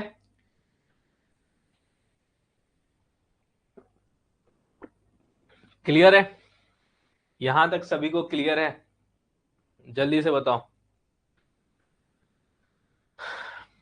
यहां तक सभी को क्लियर है। चलो, तो अब देखो कि यहाँ पे हमारा, अगर हम अलग अलग टाइप के यहाँ पे हम क्या लगा रहे हैं, फोर्स लगा रहे हैं, ठीक है ना, मतलब कि एक तरह से यहाँ पे हम मोमेंट लगाएंगे, ठीक है ना। यहाँ पे हम क्या लगाएंगे, मोमेंट लगाएंगे। तो मोमेंट मान लो मैं इस डायरेक्शन में अगर मोमेंट लगा रहा हूँ, एक्स एक्सिस के अलोंग जो है अगर मैं मोमेंट लगा रहा हूँ, ठीक है ना, मान लो इसको मैं लिख देता हूँ ऐसे एम एक्स, ठीक है ना, एम एक्स, एक्स एक्सिस के अलोंग जो मोमेंट लगेगा, ठीक है ना, वो क्या होगा, उसको हम क्या बोलेंगे, जल्दी से बताओ। ये जो है हमारा एम एक्स क्या हो गया, एक्स एक्सिस के अलोंग जो है वो आपका क्या लग रहा है, एक्स एक्सिस के अलोंग जो है वो मोमेंट लग रहा है, ठीक है। तो एक्स एक्सिस के अलोंग मोमेंट कैसे लगेगा, अगर मैं इसको बताऊं तो ये आपका ऐसे घूमेगा, ये ऐसे घूमेगा, ठीक है, दिख रहा है सभी को। ये पेन को आप जो है वो ऐसे मोमेंट लगा रहे हो, ठीक है ना, तो ये आपका मोमेंट हुआ, ठीक है। अगर आप वाई एक्सिस के थ्रू लगाओ तो कैसे लगेगा, अगर आप वाई एक्सिस के थ्रू जो अगर मोमेंट लगाते हो तो ये एम वाई होगा, और जेड एक्सिस के थ्रू करोगे तो एम जेड होगा, ठीक है, क्लियर है। अब एम वाई एक्सिस कैसे होगा, ठीक है ना, वाई एक्सिस आपका कैसे घूमेगा, ऐसे घूमेगा, मतलब कि ये तो मैंने पूरा घुमा दिया। यहाँ पे जो है वो अगर फिक्स होगा तो क्या करेगा, इसको ट्विस्ट करने की कोशिश करेगा, ये वाई एक्स एक्सिस के थ्रू ऐसे ट्विस्ट करेगा, ठीक है ना, क्योंकि यहाँ पे फिक्स हो गया, ठीक है। तो अगर यही चीज जो है वो वाई एक्सिस के थ्रू होगा तो कैसे होगा, ऐसे बेंड करने की कोशिश करेगा, ऐसे जो है आपका बेंड करने की कोशिश। वैसे ही एक जेड एक्सिस होगा तो वो आपका ऐसे लगेगा या ऐसे, इस डायरेक्शन में, तो ये आपके क्या होंगे, this is called M X, यानी कि मोमेंट जो है एक्स डायरेक्शन में, ये आपके क्या है, परपेंडिकुलर डायरेक्शन है, और ये दोनों जो है वो आपकी पैरेलल है, ठीक है ना। ये 11 मत समझ लेना, ये पैरेलल है, ठीक है ना, ये परपेंडिकुलर है आपका, और ये आपका पैरेलल है, क्लियर है, क्या सभी को समझ में आया। अब हम जो है ट्विस्टिंग मोमेंट और बेंडिंग मोमेंट कौन कौन सा होगा यहाँ पे, इसको समझ लेते हैं। ठीक है ना, अभी जो आपको बताया, तो ट्विस्टिंग मोमेंट कौन सा होगा आपका, mx होगा, my होगा, mz होगा। ट्विस्टिंग मोमेंट कौन सा होगा, जल्दी से बता दो, which one will be the twisting moment, mx होगा या my होगा या mz होगा, फटाफट से बताओ। mx होगा यहाँ पे, ठीक है। और बेंडिंग मोमेंट आपका कौन सा होगा, बेंडिंग मोमेंट कौन सा होगा, देखो यहाँ पे ट्विस्ट हो रहा है, जब x डायरेक्शन में आप मोमेंट लगा रहे हो, x डायरेक्शन के अलोंग, तो क्या हो रहा है, ट्विस्ट हो रहा है। और अगर y डायरेक्शन या z डायरेक्शन में लगा रहे हो तो क्या हो रहा है, ये चीज बेंड हो रही है। ठीक है ना, अगर ये पूरा फिक्स होगा ना तो ये बेंड हो जाएगा, मैं इस पे ज्यादा जान नहीं लगा सकता हूँ, नहीं तो ये टूट जाएगा। ठीक है ना, तो बेंडिंग मोमेंट जो है वो आपका, बेंडिंग मोमेंट क्या होगा, ये दोनों डायरेक्शन में आपका M Y and M Z, इन दोनों डायरेक्शन में आपका क्या रहेगा, एम जेड, इन दोनों में आपका बेंडिंग मोमेंट लगेगा। ठीक है ना, इसको ट्विस्टिंग मोमेंट भी कह सकते हो या नॉर्मली टॉर्क भी बोला जाता है। ठीक है ना, इसको टॉर्क या टॉर्शन भी बोला जाता है। ठीक है, क्लियर है। तो ये बेसिक टाइप के जो लोड हैं वो क्या सभी को समझ में आए, एक्सियल लोड बताया, टेंसाइल और कंप्रेसिव आपको ऑलरेडी पता है। अगर ये आपका, ये अगर आपका नेचर में ऐसे होगा तो ये आपका क्या होगा, कंप्रेसिव होगा। ठीक है ना, ये कंप्रेसिव होगा। ठीक है, और अगर यही अगर आपका बाहर की तरफ होगा, ठीक है, बाहर की तरफ होगा, सॉरी, यहाँ पे अगर बाहर की तरफ होगा तो टेंसाइल हो जाएगा। ठीक है, तो फिर से आपको बताता हूं, लोड में हमने force due to force, axial load, tensile and compressive देखा, ट्रांसवर्स देखा। ठीक है ना, लेंथ के अलोंग लगता है और ये आपका परपेंडिकुलर लगता है जो लॉन्गिट्यूडनल एक्सिस है। फिर उसके बाद बेंडिंग और ट्विस्टिंग में आपका, ठीक है ना, कैसे हो रहा है, तो बेंडिंग और ट्विस्टिंग में अगर लेंथ के अलोंग जो मोमेंट लग रहा है उसको हम ट्विस्टिंग मोमेंट बोलते हैं, और अगर लेंथ के जो है वो क्या होगा, हमारे लेंथ के पैरेलल लगेगा, परपेंडिकुलर जो है वो एक्सिस है ये, तो मोमेंट अगर परपेंडिकुलर एक्सिस के क्या लगेगा, लॉन्ग लग रहा है, और यहाँ पे पैरेलल एक्सिस यानी कि क्रॉस सेक्शन के पैरेलल होगा, ये क्रॉस सेक्शन जो है वो क्रॉस सेक्शन के पैरेलल होगा। ठीक है ना, जो हमारे एम वाई है और एम जेड है वो क्या हो रहे हैं, या तो क्रॉस सेक्शन के इधर भी ले लो या इधर भी ले लो, वाई और जेड जो है वो ऐसे हैं, तो दोनों में आपके क्रॉस सेक्शन के पैरेलल होंगे। ठीक है, क्लियर है। चलो आपको थोड़ा सा और थोड़ा सा क्लियर दिखाऊं अगर, ठीक है ना, तो ये आपका जो है वो, ये आपका क्या है, ये आपका कौन सा एक्सिस है, एक्स एक्सिस है, ये आपका क्या है, एक्स एक्सिस है। ठीक है, ये आपका वाई एक्सिस हो गया और ये आपका जेड एक्सिस हो गया। ये तिरछा जो दिखाया जाता है ना, बेसिकली ये आपके सामने आता है। ठीक है ना, तो वो हमें ऐसे दिखाना पड़ता है। ठीक है, तो ये पैरेलल एक्सिस है, ये एम जेड जिसके अलोंग एम जेड लग रहा है। ठीक है ना, और ये एम वाई हो गया और ये एम एक्स हो गया। क्या सभी को अब क्लियर हो गया, ट्विस्टिंग मोमेंट जो है वो एम एक्स यानी कि परपेंडिकुलर एक्सिस, और ये आपके एम वाई और एम जेड जो कि आपके पैरेलल एक्सिस है। ठीक है, क्रॉस सेक्शन के क्या है, पैरेलल है। बताओ यहां तक सभी को क्लियर है, क्या सभी को, इज इट क्रिस्टल क्लियर। चलो आगे बढ़े। अब जो ये हमारा फोर्स था, ठीक है ना, मतलब कि जो लोड है एक्सियल ट्रांसवर्स, बिल्कुल सिमिलर होगा यहाँ पे आपका स्ट्रेस, बिल्कुल क्या होगा, it will B exactly similar. मैं आपको आगे पीछे करके दिखा दे रहा हूं। ठीक है ना, ये फोर्स और मोमेंट, ठीक है ना, जो फोर्स की वजह से है वो क्या है, डायरेक्ट स्ट्रेस होगा, और जो आपका मोमेंट की वजह से है उसको क्या बोलेंगे, इनडायरेक्ट स्ट्रेस बोलेंगे। तो दो टाइप में स्ट्रेस जो है क्लासिफाई हो गया। सबसे पहले मैंने आपको लोड समझाया, लोड की क्लासिफिकेशन समझाया, और वो लोड कैसे ऑब्जर्व कर सकते हो उसके बारे में बताया। इसके बाद है direct stress and then indirect stress.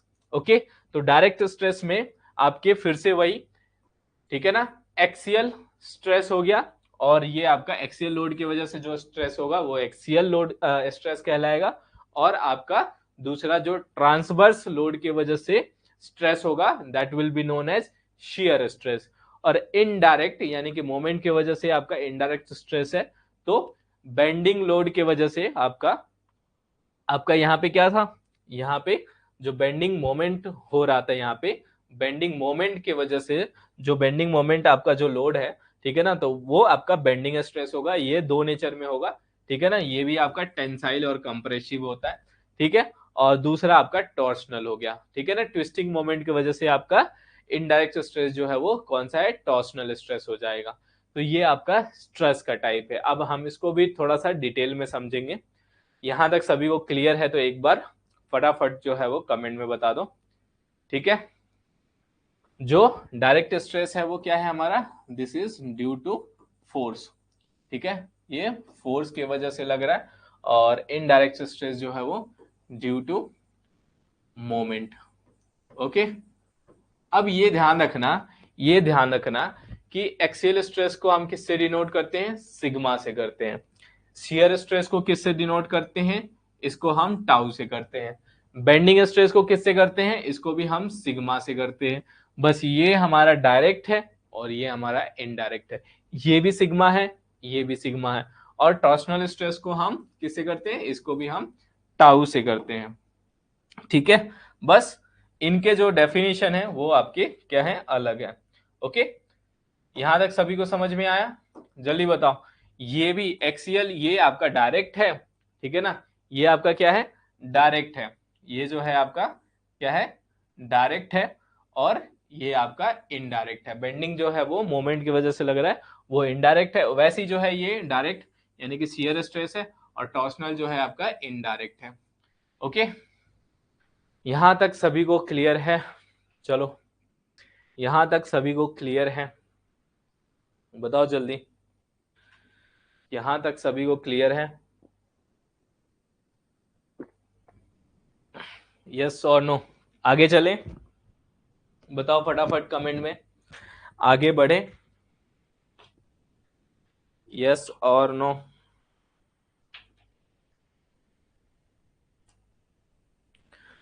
चलो, आगे है आपका डायरेक्ट एक्सियल स्ट्रेस, ठीक है ना।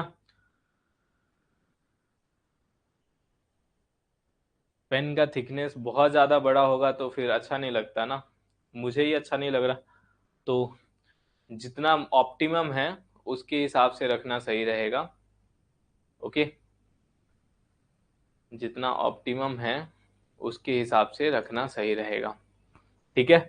चलो, अब डायरेक्ट एक्सियल स्ट्रेस की बात करें तो यहाँ पे जो है आपके, यहाँ पे ये मान लो पी फोर्स लग रहा है आपका, ठीक है ना, ये आपका जो है वो सपोज करो पी फोर्स लग रहा है, ठीक है। चलो थोड़ा सा मैं बढ़ा बढ़ा देता हूँ पेन का थिकनेस, आप लोग कह रहे हो तो इतना ठीक है। ये आप मान लो कि P है, ठीक है ना, ये आपका P है, फिक्स है, तो क्या होगा, यहाँ पे क्या लगेगा, ये फिक्स है, तो इंटरनल स्ट्रेस हम यहाँ से कहीं से कट करके देखेंगे, ये एक्सिस कट करके देखेंगे ना ऐसे, ठीक है, तो कट करके देखेंगे तो हमें क्या मिलेगा, ये इसका नेट जो है हमें फोर्स P मिलेगा, ये भी P होगा। इसका नेचर कैसा है, इसका जो नेचर है वो कैसा है, जल्दी से बता दो, इसका नेचर जो है वो कैसा है, टेंसाइल है, नेचर जो है वो इसका कैसा है, it is tensile in nature, ठीक है ना, ये टेंसाइल नेचर का है, ठीक है, ये जो है आपका क्या है, it is in tensile nature. जो स्ट्रेस होगा वो डायरेक्ट एक्सियल स्ट्रेस जो है वो यहाँ पे क्या हो जाएगा, P, और इस क्रॉस सेक्शन का कुछ एरिया होगा दैट विल बी A, ठीक है ना, it will B P upon A, ये आपका P अपॉन A हो जाएगा। इसी तरह से ये टेंसाइल नेचर में था, यहाँ पे ये P होगा, सपोज करो यहाँ पे ये आपका अगर ये P होगा, ठीक है ना, तो यहाँ से आप किसी क्रॉस सेक्शन से कट करके देखोगे, ठीक है ना, तो जो आपका इंटरनल फोर्स लग रहा है यहाँ पे बाहर की तरफ लग रहा है, ये आपका जो इंटरनल फोर्स है, इंटरनल फोर्स है, ये क्या है, बाहर की तरफ लग रहा है, क्योंकि ये बाहर की तरफ जाएगा, कैसे होगा वो मैंने आपको पहले बता दिया ऑलरेडी। तो ये जैसे P फोर्स जो है वो इनवर्ड लग रहा है, this is in the compressive nature, तो इंटरनल स्ट्रेस भी इनवर्ड लगेगा, इस पॉइंट इस क्रॉस सेक्शन पे क्या लगेगा, इनवर्ड लगेगा, ठीक है। मैग्नीट्यूड क्या होगा इन सभी का resultant, that will be P. So यहाँ पे आपका जो नेचर है वो कैसा है, that is compressive in nature, ठीक है। अब स्ट्रेस जो है वो क्या हो जाएगा, जल्दी से बता दो, what will be stress, sigma आपका क्या होगा, सिग्मा जो है वो आपका क्या होगा, जल्दी बताओ, what will be sigma here, comment में बताना है आप सभी को, सिग्मा जो है क्या होगा, what will be the value of sigma, जल्दी बताओ, सिग्मा का वैल्यू जो है वो यहाँ पे क्या होगा, it will be P by A और माइनस पी बाई ए, फटाफट से बताओ, it will be P by A और minus P by A. So यहाँ पे जो करेक्ट होगा वो क्या होगा, it will be minus P by A, क्योंकि कंप्रेसिव जो है वो नेगेटिव साइन लिया जाता है, कंप्रेसिव स्ट्रेस के लिए क्या लिया जाता है, नेगेटिव साइन लिया जाता है, ठीक है ना। कंप्रेसिव स्ट्रेस के लिए क्या होता है, it will be negative sign. क्या यहां तक सभी को क्लियर है, जल्दी बोलो, क्या यहां तक सभी को क्लियर है, यस और नो, बताओ, आगे बढ़े, आगे बढ़े, बताओ। चलो, now moving to direct shear stress, अब हम आगे देख रहे हैं direct shear, direct axial stress जो है आपने देख लिया, अब जो है डायरेक्ट शियर स्ट्रेस के बारे में बात करते हैं, ठीक है ना। तो डायरेक्ट शियर स्ट्रेस जो है वो कैसे लगेगा, मान लो यहाँ पे कोई भी आपका फोर्स लग रहा है, ठीक है ना, कोई भी आपका शियर फोर्स लग रहा है, सपोज करो एफ यहाँ पे आपका लग रहा है, सपोज करो कि कोई फोर्स एफ यहाँ पे लग रहा है अगर, ठीक है ना, तो आप जो है वो क्या करोगे, फिर से यहाँ से आप क्या करोगे, क्रॉस सेक्शन देखोगे, यहाँ पे एक कोई क्रॉस सेक्शन जो है वो कट करके देखोगे कि क्या हो रहा है, तो यहाँ पे जो फोर्स एफ लग रहा है उसकी वजह से यहाँ पे आपको बहुत सारे फोर्स दिखेंगे, ठीक है ना, बहुत सारे फोर्स दिखेंगे यहाँ पे, इन सभी का नेट जो होगा वो क्या होगा, इन सभी का जो नेट होगा ना, नेट, ठीक है ना, वो क्या होगा, वो एफ होगा, ठीक है। ये नीचे की तरफ लग रहा है, ये अपोजिट डायरेक्शन में ऊपर की तरफ होंगे, ठीक है। तो इसको क्या बोलेंगे, ये जो है हमारा क्या हो जाएगा, टाउ एवरेज, यहाँ पे जो है वो क्या लेते हैं हम, टाउ एवरेज, और ये हमारा हो जाता है, अगर एफ लोगे तो एफ बाई ए हो गया, अगर पी लेते हो पी बाई ए, एस लेते हो एस बाई ए, कुछ भी ले लो, ठीक है ना, क्लियर है। तो ये हमारा डायरेक्ट शियर स्ट्रेस का डेफिनेशन कहलाता है। Is it clear to everyone, here the force is acting here, तो you have to check the internal shear force here, यहाँ पे आपको इंटरनल जो शियर फोर्स है वो आपको कैसे दिखेगा, तो कुछ इस तरीके से आपको यहाँ पे दिखेंगे ऐसे, ठीक है ना। तो ऐसे बहुत सारे हर पार्टिकल पे अलग अलग लगेगा, और हमें क्या लेना होगा, हमें जो है वो यहाँ पे इसका एवरेज लेना होगा, नेट जो है वो यानी कि इसका रिजल्टेंट एफ होगा जो कि इसके बराबर होगा और अपोजिट डायरेक्शन में रहेगा, ठीक है। तो ये आपका टाउ एवरेज हो जाएगा, क्लियर है। अब आप बोलोगे कि सर इनडायरेक्ट स्ट्रेस को कैसे फील करें, ठीक है, इनडायरेक्ट स्ट्रेस को जो है वो कैसे, बताओ जल्दी से, इनडायरेक्ट स्ट्रेस को कैसे फील करें। अब यहाँ पे सपोज करो मैं आपको एक डायग्राम बना के दिखाता हूं, ठीक है, चलो ये आपका जो है वो सपोज करो कि एक बीम है, ठीक है, और फिर जो है यहाँ पे, अच्छा ये वाला पार्ट नहीं मिटता है, ठीक है, और उसके बाद जो है वो, चलो ब्लैक कलर ले लेते हैं, ठीक है ना, सपोज करो कि ऐसे जो है वो, ऐसे आपका ऐसे कुछ बीम है, ठीक है ना, ऐसे कुछ बीम है, और हमारा जो फोर्स लग रहा है ना, हमारा जो फोर्स लग रहा है यहाँ पे लग रहा है, ठीक है ना, यहाँ पे लग रहा है फोर्स, और ये आपका क्या है, फिक्स है, ये यहाँ पे फिक्स है, ठीक है ना, इट इज फिक्स्ड हेयर। तो अगर दिस फोर्स पी यहाँ पे लग रहा है, ठीक है, तो आपको पता है कि यहाँ पे हेयर जो सीजी होगा यहाँ पे जो सीजी होगा वो सेंटर में होगा ना इस बार के, समवेयर अराउंड हियर, यहाँ पे कहीं होगा जो सीजी होगा, ठीक है ना। यहाँ पे it will be somewhere here, ठीक है। तो ये आपका लॉन्गिट्यूडनल एक्सिस पे लग रहा है फोर्स, नहीं लग रहा है। ये कहाँ लग रहा है? तो मैकेनिक्स में आप एक चीज पढ़ते हो कि अगर इस फोर्स को आप सीजी वाले एक्सिस पे, अगर if you are shifting it, अगर आप इसको शिफ्ट कर रहे हो इस एक्सिस पे, अगर आप क्या कर रहे हो, शिफ्ट कर रहे हो, ठीक है ना। अगर इसको आप क्या कर रहे हो, if you are shifting it, ठीक है ना, अगर आप इसको क्या कर रहे हो, शिफ्ट कर रहे हो, ठीक है ना, तो यहाँ पे शिफ्ट करने के लिए इससे क्या हो जाता है, ये मोमेंट क्रिएट हो जाता है। यहाँ पे एक आपका क्या क्रिएट हो जाएगा, मोमेंट क्रिएट हो जाएगा, ठीक है। और ये आपका हट जाएगा, ये आपका गायब हो जाएगा। इसको अगर आप हटाओगे, ठीक है ना, इसको अगर आप गायब करोगे, ठीक है ना, तो ये आपका हट जाएगा, ये मोमेंट बन जाएगा, ठीक है ना। ये चीज जो है आपका क्या होगा, this will be a moment, ठीक है ना। अब मोमेंट की वजह से क्या हो रहा है, यहाँ पे बेंडिंग होगा, मोमेंट की वजह से यहाँ पे क्या होगा, देयर विल बी बेंडिंग। बताओ यहाँ पे क्या होगा, बेंडिंग होगा। तो मतलब कि इनडायरेक्ट स्ट्रेस आपका कैसे लग रहा है, वो मोमेंट की वजह से हो रहा है। तो शुरू में आपको क्या बताया यहाँ पे कि इनडायरेक्ट स्ट्रेस जो है आपका क्या होता है, ड्यू टू द मोमेंट, ठीक है। यहाँ पे आपने क्या देखा, बेंडिंग में देखा।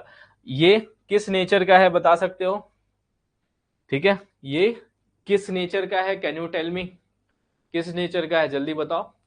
ये जो है वो आपके टेंसाइल नेचर का है, ठीक है ना, टेंसाइल नेचर का है, ठीक है। यहाँ पे जो बेंडिंग हो रही है वो टेंसाइल नेचर की, ठीक है ना, क्लियर है। शियर, रिपीट, शियर में क्या प्रॉब्लम है, ठीक है।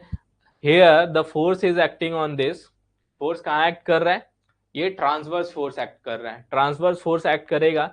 सो you have to take a cross section, कहीं भी देख सकते हो, यहाँ भी देख सकते हो, यहाँ भी देख सकते हो, ठीक है ना। Cross section you can take anywhere, here और हेयर और here, anywhere. So I am taking this cross section y xx cross section here, and this cross section here, this is the xx. So if this force is acting here, so there will be a opposite force, that is internal force. This force is your internal force. ये force जो है वो क्या है आपका, this force is your internal force, it is internal force, ठीक है। जैसे आपका क्या हो रहा था एक्सियल फोर्स में, this is the internal force, here this is the internal force of the shear nature, ठीक है ना। शियर नेचर का ये इंटरनल फोर्स है अपोजिट डायरेक्शन में, इसका जो समेशन होगा वो एफ के बराबर होगा। जैसे ये एफ है तो ये सभी का नेट जो है वो ऊपर की तरफ एक्ट करेगा, and this will be equal to the F, ठीक है। ये आपका एफ के बराबर होगा, दिस इज इंटरनल फोर्स, ये आपका क्या है, it is internal force, internal force है, क्लियर है। चलो, तो इनडायरेक्ट स्ट्रेस में यहाँ पे आपका क्या लगेगा, यहाँ पे आपका क्या होगा, यहाँ पे आपका बेंडिंग हो रहा है, ठीक है ना, बेंडिंग स्ट्रेस जो है वो लगेगा इस पे। ये क्या हो जाएगा, ये आपका बेंड करेगा, इस पे फोर्स लगाएंगे तो क्या होगा, यहाँ से दिस विल बेंड, तो यहाँ पे ये बेंड होगा, तो स्ट्रेस जो मिलेगा हमें, which one it will B bending stress. क्या ये सभी को क्लियर है, जल्दी बताओ, क्या ये सभी को क्लियर है। बेंडिंग स्ट्रेस पूरा हम आगे डिटेल में पढ़ने वाले हैं, ठीक है ना। अब बेंडिंग स्ट्रेस मान लो, आपको मैंने एक एग्जांपल बताया था कि बेंडिंग स्ट्रेस जो है हमारा कैसे एक्ट करता है, ठीक है ना। तो ये बीम ले लिया मैंने एक, ठीक है, ये बीम ले लिया, ठीक है। अब जो है यहाँ पे एक और एग्जांपल आपको बता देता हूँ, let me explain you one more example कि बेंडिंग स्ट्रेस में आपका कैसे रहता है, ठीक है। अब इसमें आपका क्या लग रहा है, ये मोमेंट लग रहा है, सपोज करो दिस इज योर मोमेंट, ठीक है ना, यहाँ से आपका क्या लग रहा है, मोमेंट लग रहा है, ठीक है ना। इस मोमेंट की वजह से क्या होगा, what will happen due to this moment, जल्दी बताओ, सपोज करो कि ये initially this was of 100 mm, इसकी जो लेंथ है वो क्या है 100 mm है, लेंथ जो है वो क्या है 100 mm है। तो बेंड होने के बाद कैसा दिखेगा, कोई बताएगा? बेंड होने के बाद कैसा दिखेगा, एनीवन? बेंड होने के बाद जो है वो कैसा दिखेगा? ऊपर वाली जो लेयर होगी क्या होगी, वो जो है वो आपकी ऊपर वाली लेयर कुछ ऐसे होगी, ठीक है ना। 3 लेयर इसमें बनाए थे आपके लिए, ठीक है ना, ये आपके 3 लेयर बनाए थे यहाँ पे, ओके। तो कुछ ऐसा होगा बेंड होने के बाद मोमेंट की वजह से। अगर मान लो ये मैंने 100 लिया था, ये मैंने क्या लिया था 100 लिया था, तो ये वाली बीच वाली सेम रहेगी, कैसे होगी, again I will tell you in bending stress chapter, ठीक है ना। ये आपका मान लो 95 mm हो गया and this one is your 90 mm, ठीक है। तो इधर क्या हो रहा है, कंप्रेशन हो रहा है, इधर बेंडिंग स्ट्रेस की वजह से टेंशन में है, ठीक है ना। वहां पे इलोंगेशन हो रहा है, यहाँ पे कॉन्ट्रैक्शन हो रहा है, ठीक है ना। -5 -10, यहाँ पे 0 है, यहाँ पे क्या है +5 +10, क्लियर है। तो जो स्ट्रेस का जो डिस्ट्रीब्यूशन होगा वो कैसे होगा, जो आपका स्ट्रेस का डिस्ट्रीब्यूशन है, मान लो आप यहाँ से कोई क्रॉस सेक्शन निकाल लेते हो और यू वांट टू सी कि स्ट्रेस का डिस्ट्रीब्यूशन जो है वो कैसे हो रहा है। तो टेंसाइल हो रहा है तो ज्यादा होगा, स्ट्रेस जो है वो ज्यादा होगा, तो यहाँ से जो है वो आपका कुछ ऐसे होगा, ठीक है ना। यहाँ से जो है आपका कुछ ऐसे होगा, ठीक है। ये आपका बेंडिंग स्ट्रेस का डिस्ट्रीब्यूशन रहेगा, ठीक है। फॉर्मूला क्या है, फॉर्मूला क्या है जल्दी से बता दो। फॉर्मूला जो है वो क्या है, my/में आई, क्लियर है, बताओ। तो ये आपका बेंडिंग स्ट्रेस है। टाइप्स आपने कितने पढ़ लिए जल्दी से बता दो, फिर से आपको रिवाइज करा देता हूँ। ये आपका खत्म हो गया है, ये बेंडिंग खत्म हो गया है, ये टेंसाइल और कंप्रेशन, इसमें दोनों एक साथ रहते हैं, ये ध्यान रखना, ठीक है। जब भी आपका बेंडिंग होगा तो यहाँ पे आपका क्या हो रहा है, टेंशन हो रहा है, इलोंगेशन हो रहा है, यहाँ पे कॉन्ट्रैक्शन हो रहा है, क्लियर है। अब आ जाते हैं, हमारा लास्ट है टॉर्सनल स्ट्रेस, ठीक है ना। क्या है, टॉर्सनल स्ट्रेस है। मान लो टॉर्सनल स्ट्रेस को आपको थोड़ा ऑब्जर्व करना है, तो कैसे करोगे, ये आपका कुछ क्रॉस सेक्शन जो है वो कुछ ऐसी बनेगा, है क्रॉस सेक्शन जो है वो, चलो इसको नहीं, ये थोड़ा बिल्कुल गोल दिख रहा है, हाँ ये बढ़िया है, ठीक है। तो इसका क्रॉस सेक्शन अगर मान लो बीच से निकालते हो कहीं भी, ठीक है ना, यहाँ से कट करके निकाल रहे हो, if you are taking it out, last slide में क्या my क्या है, ये आप बताया ना कि पढ़ोगे, ये आपका क्या रहता है, मोमेंट है, ये y जो है वो डिस्टेंस होता है न्यूट्रल एक्सिस से। तो अभी बस मैं फॉर्मूला बता रहा हूँ, अभी आपको बस मान लेना है, अभी आपको मान लेना है कि ये फॉर्मूला होता है, हम बेंडिंग स्ट्रेस चैप्टर में इसको डिस्कस करेंगे, ठीक है ना। अभी से बता के फायदा नहीं, अभी बस आपको बेसिक समझना है, एम वाई, ठीक है ना, m इंटू वाई है ये, ठीक है, आपका m इंटू वाई है, ये न्यूट्रल एक्सिस से डिस्टेंस होता है, ये आपका मोमेंट ऑफ इनर्शिया होता है, ठीक है ना, क्लियर है। इसको बेसिकली मोमेंट ऑफ रेसिस्टेंट बोला जाता है, कितना मोमेंट जो है वो रेसिस्टेंट प्रोवाइड कर रहा है, ओके। बाकी ये डिटेल में बताऊंगा, अभी यहाँ पे बात करते हैं टॉर्सनल स्ट्रेस के बारे में, ठीक है। तो टॉर्सनल स्ट्रेस में हमारा जो टॉर्क है वो कैसे लगता है, वाई एक्सिस के अलोंग लगता है, ठीक है ना, कुछ ऐसे लगेगा, जो टी लगता है वो हमारा कुछ इस तरीके से लगता है। अब ये इसको विजुअलाइज कैसे करेंगे, थोड़ा सा अगर इसको विजुअलाइज करना होगा, ठीक है ना, तो मान लो ये क्रॉस सेक्शन एरिया आप देख रहे हो सामने से, आप ऐसे जो है वो इसको आपने क्या किया, ये है ऐसे, तो अगर मैं सामने से दिखाऊं तो पूरा गोल दिखेगा, तो वही चीज मैं आपको क्या कर रहा हूँ, सामने से दिखा रहा हूँ, ठीक है ना। ये बॉटल जो है वो आपको क्या कर रहा हूँ, बिल्कुल सामने से, तो ये सर्कल दिखेगा, ठीक है। जो आप ऐसे टॉर्सन लगा रहे हो ना इसमें ऐसे, ठीक है ना, तो इसमें कैसे दिखेगा आपका, ये बिल्कुल ऐसे दिखेगा। अरे एक सेकेंड, ये बिल्कुल ऐसे दिखेगा, ठीक है। चलो, तो ये टी जो है वो आपका कुछ ऐसा होगा। ओके, अब जो है, अब यहां पे ध्यान दो, अब यहां पे ध्यान दो कि ये जो है आपका टॉर्सनल स्ट्रेस कैसे विजुअलाइज किया, ये आपने कर लिया। अब इसकी वजह से इफेक्ट कैसा क्या होता है। अब कोई भी चीज मान लो फिक्स है, ऐसे कोई भी चीज मान लो फिक्स है, ठीक है ना, तो यहां से एक एंड से क्या है, फिक्स है, तो इसको हम ऐसे टॉर्क लगा रहे हैं, ट्विस्टिंग मोमेंट लगा रहे हैं, तो क्या होगा, ये पूरा मान लो फिक्स है, तो ये थोड़ा सा मूव करेगा, यहाँ पे एंड पे थोड़ा सा मूव करेगा। मतलब कि सपोज करो कि कोई पार्ट पहले यहाँ पे था, सपोज करो ये ए पार्ट पहले यहाँ पे था, तो कुछ टाइम बाद जो है वो यहाँ पे आ जाएगा, ए डैश बन जाएगा। जो पार्ट यहाँ पे था कुछ टाइम बाद जो है वो यहाँ पे, सपोज करो यहाँ से मैं बना के दिखा देता हूँ, मान लो ये आपका ए है, तो कुछ टाइम जो है वो ये एक थीटा एंगल पे क्या होगा, ये आपका ट्विस्ट होगा, ठीक है ना। मतलब कि यहाँ पे डिफॉर्मेशन आ रहा है, और ये डिफॉर्मेशन को हम क्या बोलते हैं, जल्दी से बताओ क्या बोलते हैं, ट्विस्टिंग मोमेंट की वजह से, ठीक है ना। कौन सा डिफॉर्मेशन होता है, टॉर्सनल डिफॉर्मेशन होता है, ठीक है ना। तो एंगल में चेंज आता है, ठीक है। तो एंगल में जो है यहाँ पे ये सपोज करो ये थीटा एंगल है, तो कुछ इस तरीके से आपका होगा, ठीक है।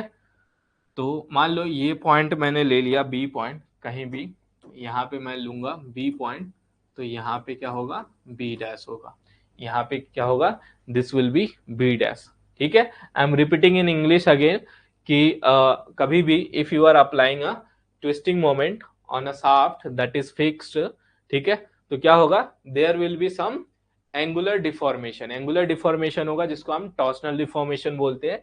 तो there will be some change in the angle, यहां से जो जो पॉइंट जो है, जो पार्टिकल आपका ए पॉइंट पे था, वो पार्टिकल कहाँ आ जाएगा, ए डैश पे आ जाएगा।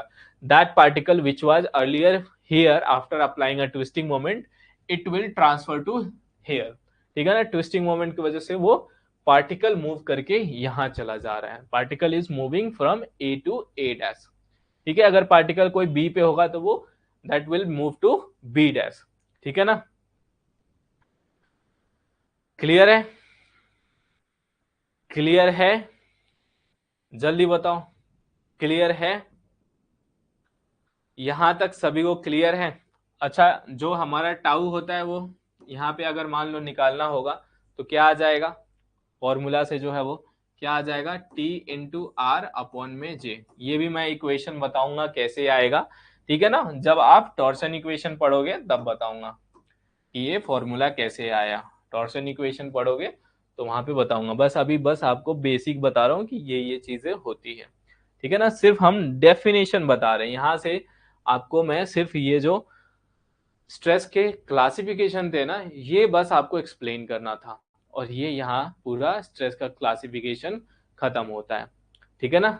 ये आपका स्ट्रेस का जो क्लासिफिकेशन है, सारे टाइप्स आपको बता दिए। एक्सियल में, एक्सियल जो डायरेक्ट एक्सियल स्ट्रेस है, ठीक है ना, इसमें आपका टेंसाइल कंप्रेसिव है, फिर डायरेक्ट शियर स्ट्रेस हो गया, उसके बाद इनडायरेक्ट में बेंडिंग है जो कि टेंसाइल और कंप्रेसिव नेचर का है, फिर टॉर्सनल। ये सारी चीजें हमने डिस्कस कर लिया, ठीक है। ये सारी चीजें जो है वो डिटेल में टॉर्सन चैप्टर में, बेंडिंग स्ट्रेस चैप्टर में बताऊंगा आपको, ठीक है ना। अभी इस पे दिमाग नहीं लगाना, अभी बस समझना है कि ये कैसे क्या होते हैं, ठीक है ना। अभी मैं सारा चीज डिटेल में बताने लगूंगा, ठीक है ना। ये सारी चीजें अभी डिटेल में बताऊंगा तो फिर ये चैप्टर तो बहुत आगे चला जाएगा, ठीक है ना, खत्म ही नहीं होगा। क्लियर है। अब आगे है stress analysis under the general loading. अगर हम एक जनरल लोडिंग कर रहे हैं तो हम स्ट्रेस की एनालिसिस कैसे करेंगे, इसके बारे में डिस्कस करेंगे, ठीक है ना। क्लियर है, बताओ, इसको स्टार्ट करें, ठीक है। चलो, अब जो है, अब जो है, अब जो है, ठीक है ना, देखो जो आप बात कर रहे हो ना, वो थर्मल स्ट्रेस की बात कर रहे हो, ठीक है ना। थर्मल स्ट्रेस, अगर किसी भी बॉडी पे फोर्स लग रहा है तो उसमें इंटरनल स्ट्रेस होगा, ठीक है ना। और जो आप बोल रहे हो ना कि बॉडी को हम रेस्ट्रिक्ट नहीं करेंगे, वो आपका थर्मल में होता है, ठीक है ना, थर्मल स्ट्रेस में। Okay, is it clear? चलो,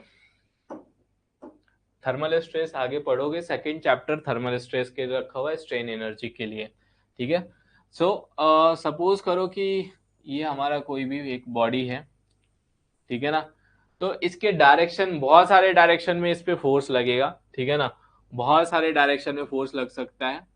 ओके, आपके इनफाइनाइट नंबर ऑफ डायरेक्शन हो सकते हैं, बट हम क्या करते हैं, सिर्फ 3 डायरेक्शन कंसीडर करते हैं यहाँ पे। कितने डायरेक्शन कंसीडर कर रहे हैं? सिर्फ 3 डायरेक्शन। वो कौन कौन से डायरेक्शन है, जल्दी से बता दो, कौन कौन से वो डायरेक्शन है। एक तो हो गया आपका एक्स डायरेक्शन, ठीक है ना, एक हो गया आपका एक्स डायरेक्शन, दूसरा हो गया आपका वाई डायरेक्शन, और तीसरा जेड डायरेक्शन। ये तीनों क्या होने चाहिए? परपेंडिकुलर होना चाहिए एक दूसरे के। बहुत सारे डायरेक्शन है, but I am considering only this 3 direction, ठीक है। और ये एक दूसरे से क्या है? परपेंडिकुलर है, ठीक है, परपेंडिकुलर है। ये आपका एक्स ले लो, वाई ले लो एंड जेड। क्लियर है? ठीक है ना। अब इनके प्लेन अगर आप थोड़ा सा इमेजिन करना चाहोगे, इनके जो प्लेन होंगे ना, इनके जो प्लेन होंगे वो कैसा होगा? देखो, ये जो है, चलो इसको दूसरा कलर ले लेते हैं। ये कौन सा प्लेन होगा, कोई बताएगा? ये कौन सा प्लेन होगा, कोई बताएगा? विच प्लेन इज दिस? कौन सा प्लेन है, जल्दी से बताओ, कौन सा प्लेन होगा, बताओ जल्दी से। आपका उसके अलावा जो है वो, ये जो है वो कौन सा प्लेन होगा? पहले ये एक नंबर बताओ, फिर दूसरा नंबर बताना, ठीक है। ये थोड़ा सा गड़बड़ हो गया, हाँ, ठीक है। वैसे आई थिंक सही डायग्राम तो मेरे हिसाब से ऐसे बनेगा। हम्म, ठीक है, और फिर यहाँ से ऐसे होगा, ठीक है। ये प्लेन अगर मैं बनाऊं तो यहाँ पे 3 ऐसे प्लेन बनेंगे। एक ये फर्स्ट हो गया मान लो, ये सेकंड हो गया, ये थर्ड हो गया। ओके, तो ये जो आपका प्लेन है वो कौन कौन सा प्लेन है, फटाफट से बताओ। देखो, जिस प्लेन पे होगा, ये आपका डायरेक्शन वाई है, एक्स है, तो अब कौन सा हो जाएगा? This plane will be X Y plane, और ये प्लेन एक्स जेड हो जाएगा, और ये आपका वाई जेड हो जाएगा, ठीक है। ये क्या हो जाएगा? वाई जेड हो जाएगा। अब थोड़ा सा हम एक इसमें से एक ही प्लेन लेके थोड़ा सा समझते हैं इसको। मान लो if I am taking only one plane, ठीक है ना, ये हो गया आपका X direction, y direction, and this is your z direction. So here I am only taking कौन सा प्लेन ले रहा हूं मैं?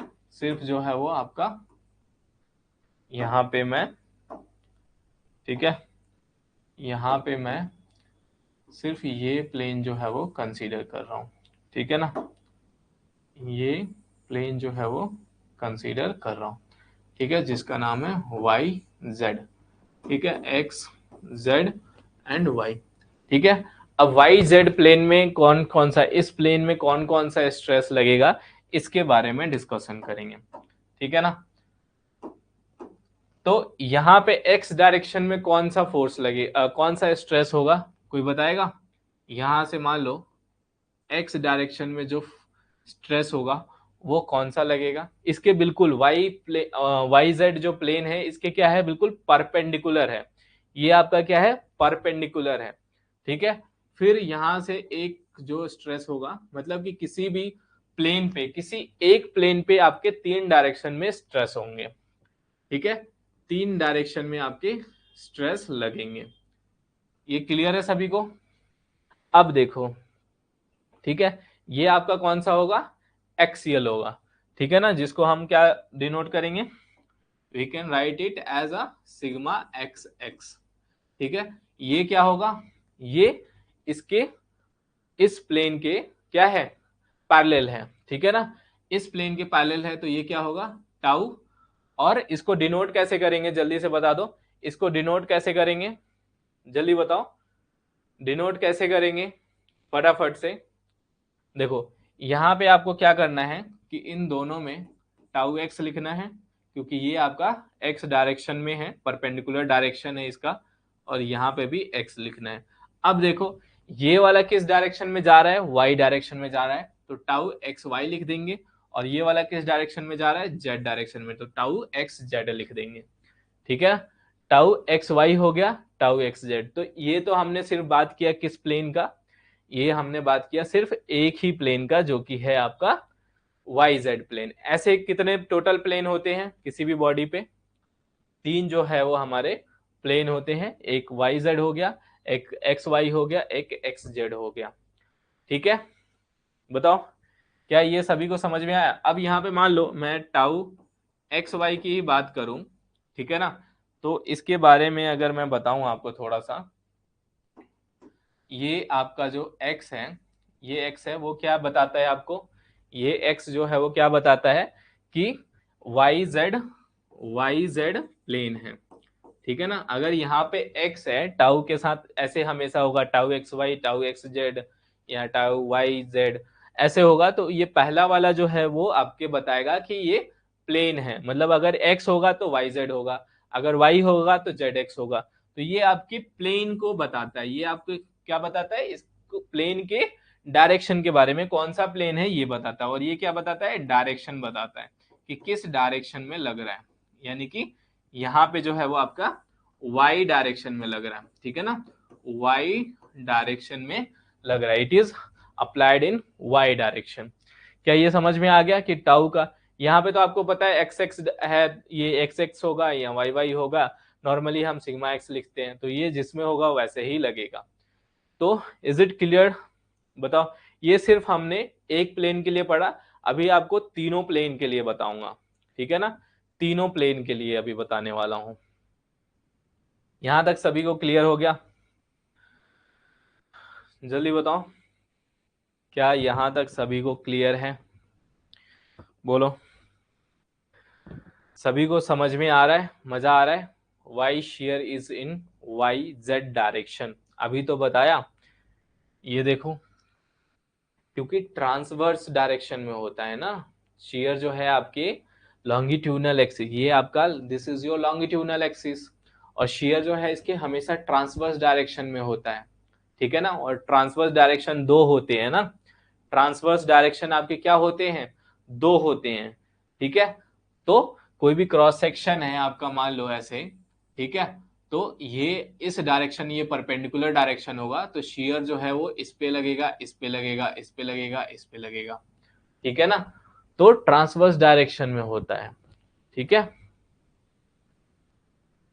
इज इट क्लियर, चलो। अब जो है, अब हम यहाँ पे बात करते हैं, ये डायग्राम सभी को दिख रहा है, एक बार बताना, ठीक है ना। यहाँ पे तीनों डायरेक्शन के बारे में बात करते हैं। पहले तो आपको मैं यहाँ पे कौन सा पेन इस पे सही दिखेगा एक बार बताना जरूर, ब्लैक ले लेते हैं, ठीक है। क्या ब्लैक दिख रहा है, नहीं ये तो पिंक है, एक सेकेंड, चलो यहाँ पे हम कलर जो है वो ब्लैक नहीं दिख रहा होगा, येलो देखते हैं, क्या येलो दिख रहा है, बिल्कुल, थोड़ा थिकनेस बढ़ा देते हैं, ठीक है, अभी दिख रहा होगा, ठीक है ना।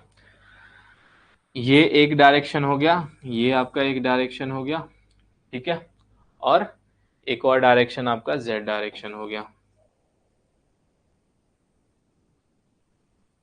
ठीक है। चलो अब जो है, अब प्लेन का नाम बताओ कि कौन कौन सा क्या प्लेन का नाम होगा यहाँ पे, कौन से प्लेन का क्या नाम होगा यहाँ पे, ठीक है ना, कौन से प्लेन का क्या नाम होगा। अभी डायरेक्शन की बात करूं अगर मैं, ठीक है ना, डायरेक्शन जो है आपका वही सेम रहेगा यहाँ पे आपका, डायरेक्शन जो है वो आपका सेम रहेगा। ये आपका x है, ये आपका y है, and this is your z direction. ठीक है, अब देखो ये वाला प्लेन कौन सा होगा, ये देखो ये वाला प्लेन कौन सा होगा, ये आपका एक्स वाई प्लेन होगा। ठीक है, अब ये बताओ कि ये वाला प्लेन कौन सा होगा, जल्दी से बताओ। ये प्लेन जो है वो कौन सा होगा, ऊपर वाला टॉप वाला प्लेन कौन सा होगा, टॉप का प्लेन बताओ। ये आपका देखो यहाँ पे जो है वो आपका कौन सा डायरेक्शन आएगा, एक्स आएगा, और ये जेड डायरेक्शन आएगा। ठीक है ना, जेड अगर ऐसे है तो ऐसे भी होगा, इस डायरेक्शन में भी होगा। तो ये आपका एक्स जेड डायरेक्शन होगा, या सॉरी प्लेन होगा। ठीक है ना, एक्स वाई प्लेन है और ये आपका एक्स जेड प्लेन है। ठीक है, ये थोड़ा सा मैं साइड में लिखता हूँ ताकि बाद में दिक्कत ना हो। ठीक है, एक्स वाई प्लेन और ये आपका एक्स जेड प्लेन और ये आपका क्या हो जाएगा, वाई एक्स प्लेन, यानी कि सॉरी वाई जेड प्लेन। ठीक है, वाई जेड प्लेन। अब जो स्ट्रेस हमारे हैं, स्ट्रेस हैं वो कैसे कैसे होंगे, जल्दी से बता दो कैसे कैसे होंगे। वाई जेड प्लेन पे हमने जो यहाँ पे पढ़ा था अभी, ये वाई जेड प्लेन पे पढ़ा था। ठीक है ना, वाई जेड प्लेन पे पढ़ा था, ये हमारा वाई जेड प्लेन है। ठीक है ना, ये हमारा क्या है, वाई जेड प्लेन है। अब जो है यहाँ पे अगर मैं बात करूं स्ट्रेस के बारे में, ठीक है, तो देखो यहाँ पे ये बहुत ज़्यादा थिकनेस हो गया इसका, थोड़ा कम कर देते हैं। ओके, अभी दिख रहा है, चलो अभी ठीक है। ओके, तो ये आपका सिग्मा एक्स है, एक आपका इस डायरेक्शन में होगा और फिर एक आपका इस डायरेक्शन में होगा। ओके, इसी तरह से इस वाले प्लेन पे एक्स वाई प्लेन पे कैसे होगा, एक्स वाई प्लेन पे जेड डायरेक्शन में होगा। एक्स वाई प्लेन पे जो स्ट्रेस होगा, इस प्लेन पे कोई स्ट्रेस होगा वो आपका इस डायरेक्शन में होगा। ठीक है, और फिर दूसरा क्या होगा, ऐसे होगा और फिर ऐसे। ठीक है, अभी इनकी नेमिंग पहले बता देता हूँ। ठीक है, नहीं तो आप बोलोगे कि सर अभी कुछ समझ में नहीं आ रहा आप क्या कर रहे हो। ठीक है, इसका नाम बता दो, ये क्या है, वाई जेड प्लेन में ऑलरेडी आपको पढ़ा है, ये सिग्मा एक्स एक्स है। ठीक है, इसका क्या नाम रहेगा, जल्दी से बता दो, इसका क्या नाम रहेगा, इसका नाम रहेगा, ये एक्स डायरेक्शन में है तो टाउ एक्स। ठीक है, इसका जो नाम रहेगा वो क्या हो जाएगा, इसका नाम tau X Y, Y direction में जा रहा है। ठीक है, इसका ये हमारा एक्स डायरेक्शन में, सिग्मा अगर हमारा एक्सियल स्ट्रेस एक्स डायरेक्शन में है तो इतना पता है कि इसका नाम जो है वो टाउ एक्स से स्टार्ट होगा, अगर ये जेड डायरेक्शन में तो जेड हो जाएगा। इसी तरह से ये आपका सिग्मा यहाँ पे किस डायरेक्शन में है, जल्दी से बता दो, सिग्मा जो है यहाँ पे जेड डायरेक्शन में है। सिग्मा जो है यहाँ पे किस डायरेक्शन में है, जेड डायरेक्शन में है। तो यहाँ पे क्या लिख दो, टाउ जेड, टाउ जेड, ये आपके वाई में जा रहा है और ये एक्स में जा रहा है। सिमिलरली सिमिलरली यहाँ पे आपका किस डायरेक्शन में होगा, जो एक ऊपर होगा। ठीक है, और दूसरा जो है आपका किधर रहेगा, एक इधर फिर एक इधर। ओके, अब यहाँ पे अगर हम बात करें तो आपका सिग्मा जो है वो y डायरेक्शन में होगा, तो यहाँ भी आपका क्या होगा, sigma, here also this will be tau y and tau y। अब ये आपका x डायरेक्शन में है तो x हो गया, और ये आपका z डायरेक्शन में तो टाउ y z हो गया। क्या ये सभी जो है वो समझ में आया, ये हमारे टोटल स्ट्रेस यहाँ पे कितने हो रहे हैं, 9 हो रहे हैं, जिसमें से 3 हमारे एक्सियल है और 6 हमारे कितने हैं, शेयर है। 6 जो है वो शेयर है, 3 क्या है, एक्सियल है, और 6 क्या है, शेयर है। टोटल कितने स्ट्रेस है, किसी भी एक बॉडी पे जो हमारे 3D बॉडी है उस पे टोटल 9 टाइप का लोड लग रहा है। ठीक है ना, 3 जो है आपके क्या है, दैट इज एक्सियल स्ट्रेस है, और बाकी जो है वो क्या है, ट्रांसवर्स है। ठीक है ना, क्या यहाँ से सभी को मैं मान के चलूँ ये डायग्राम के थ्रू क्लियरिटी मिला है, जो आप नॉर्मली पढ़ते हो कि ये इस डायरेक्शन में होता है, ये इस डायरेक्शन में, तो कैसे हो रहा है यहाँ पे बताओ। किसी को कोई दिक्कत? Is there any doubt till here? किसी को यहाँ तक कोई डाउट है? जल्दी बताओ। मजा आ रहा है सभी को? चलो, इसके बाद है, आपने ये चीजें पढ़ा होगा मैकेनिक्स में। अब तक आपने पढ़ा होगा स्केलर क्वांटिटी और एक वेक्टर क्वांटिटी, लेकिन मैकेनिक्स में ये क्वांटिटी यानी कि टेंसर नहीं पढ़ा होगा, ठीक है ना। टेंसर जो है वो आपने यहाँ पे नहीं पढ़ा होगा। जैसे हमारा बेसिकली क्या होता है स्केलर में, हमारे पास क्या रहता है स्केलर में जो है वो हमारे क्या होता है स्केलर में जो है वो सिर्फ मैग्नीट्यूड होता है। स्केलर में सिर्फ क्या होता है? मैग्नीट्यूड होता है। जैसे कि सपोज करो फोर्स है हमारा, तो 100 यानी स्ट्रेस है, तो सिर्फ अगर 100 एमपीए दिया हो, फॉर एग्जांपल सिर्फ क्या दिया हो, 100 एमपीए दिया हो, ठीक है ना, तो क्या होगा ये, ठीक है ना, ठीक है ना, ठीक है ना, ठीक है ना, क्या होगा यहाँ स्केलर क्वांटिटी होगा। अगर मैग्नीट्यूड और डायरेक्शन भी दिया हुआ है, मैग्नीट्यूड मैग्नीट्यूड प्लस, ठीक है ना, डायरेक्शन भी दिया हो, ठीक है ना, मैग्नीट्यूड प्लस डायरेक्शन भी दिया हो, तो क्या होगा, it will B vector quantity, ठीक है ना। तो जैसे कि सपोज करो कि हम इसको डिनोट कैसे करते हैं, जैसे ये हमारा इस डायरेक्शन में है और ये इसकी वैल्यू जो है, मान लो स्ट्रेस की वैल्यू 100 एमपीए है, ठीक है। इसको हम और कैसे डिनोट कर सकते हैं, ठीक है। सपोज करो मैं न्यूटन ले लेता हूँ, ठीक है, फोर्स ले लेते हैं। आपको अगर कंफ्यूजन हो रहा है यहाँ थोड़ा, एग्जाम्पल में हम अगर 100 न्यूटन का मैं क्या ले लेता हूँ, आई एम टेकिंग अ फोर्स, ठीक है ना, ओके। या केजी में भी ले सकते हो, 10 केजी, ऐसे कई बार हम फोर्स केजी फोर्स भी बोलते हैं, ओके। तो इसको हम एक और तरीके से डिनोट कर सकते हैं जो कि मैट्रिक्स फॉर्म में होता है, ठीक है। जैसे कि 100 हो गया, ये हमारा किस डायरेक्शन में आपको दिख रहा है ना, एक्स डायरेक्शन में है, तो वाई और जेड डायरेक्शन में 0 0 ऐसे भी लिख सकते हो। ये डिनोट करने का तरीका है एक वेक्टर क्वांटिटी का। बट यहाँ पे सवाल आता है कि टेंसर क्वांटिटी में क्या होता है बताओ। टेंसर क्वांटिटी में क्या क्या चीजें होती है? मैग्नीट्यूड के अलावा और डायरेक्शन के अलावा और कुछ होता है?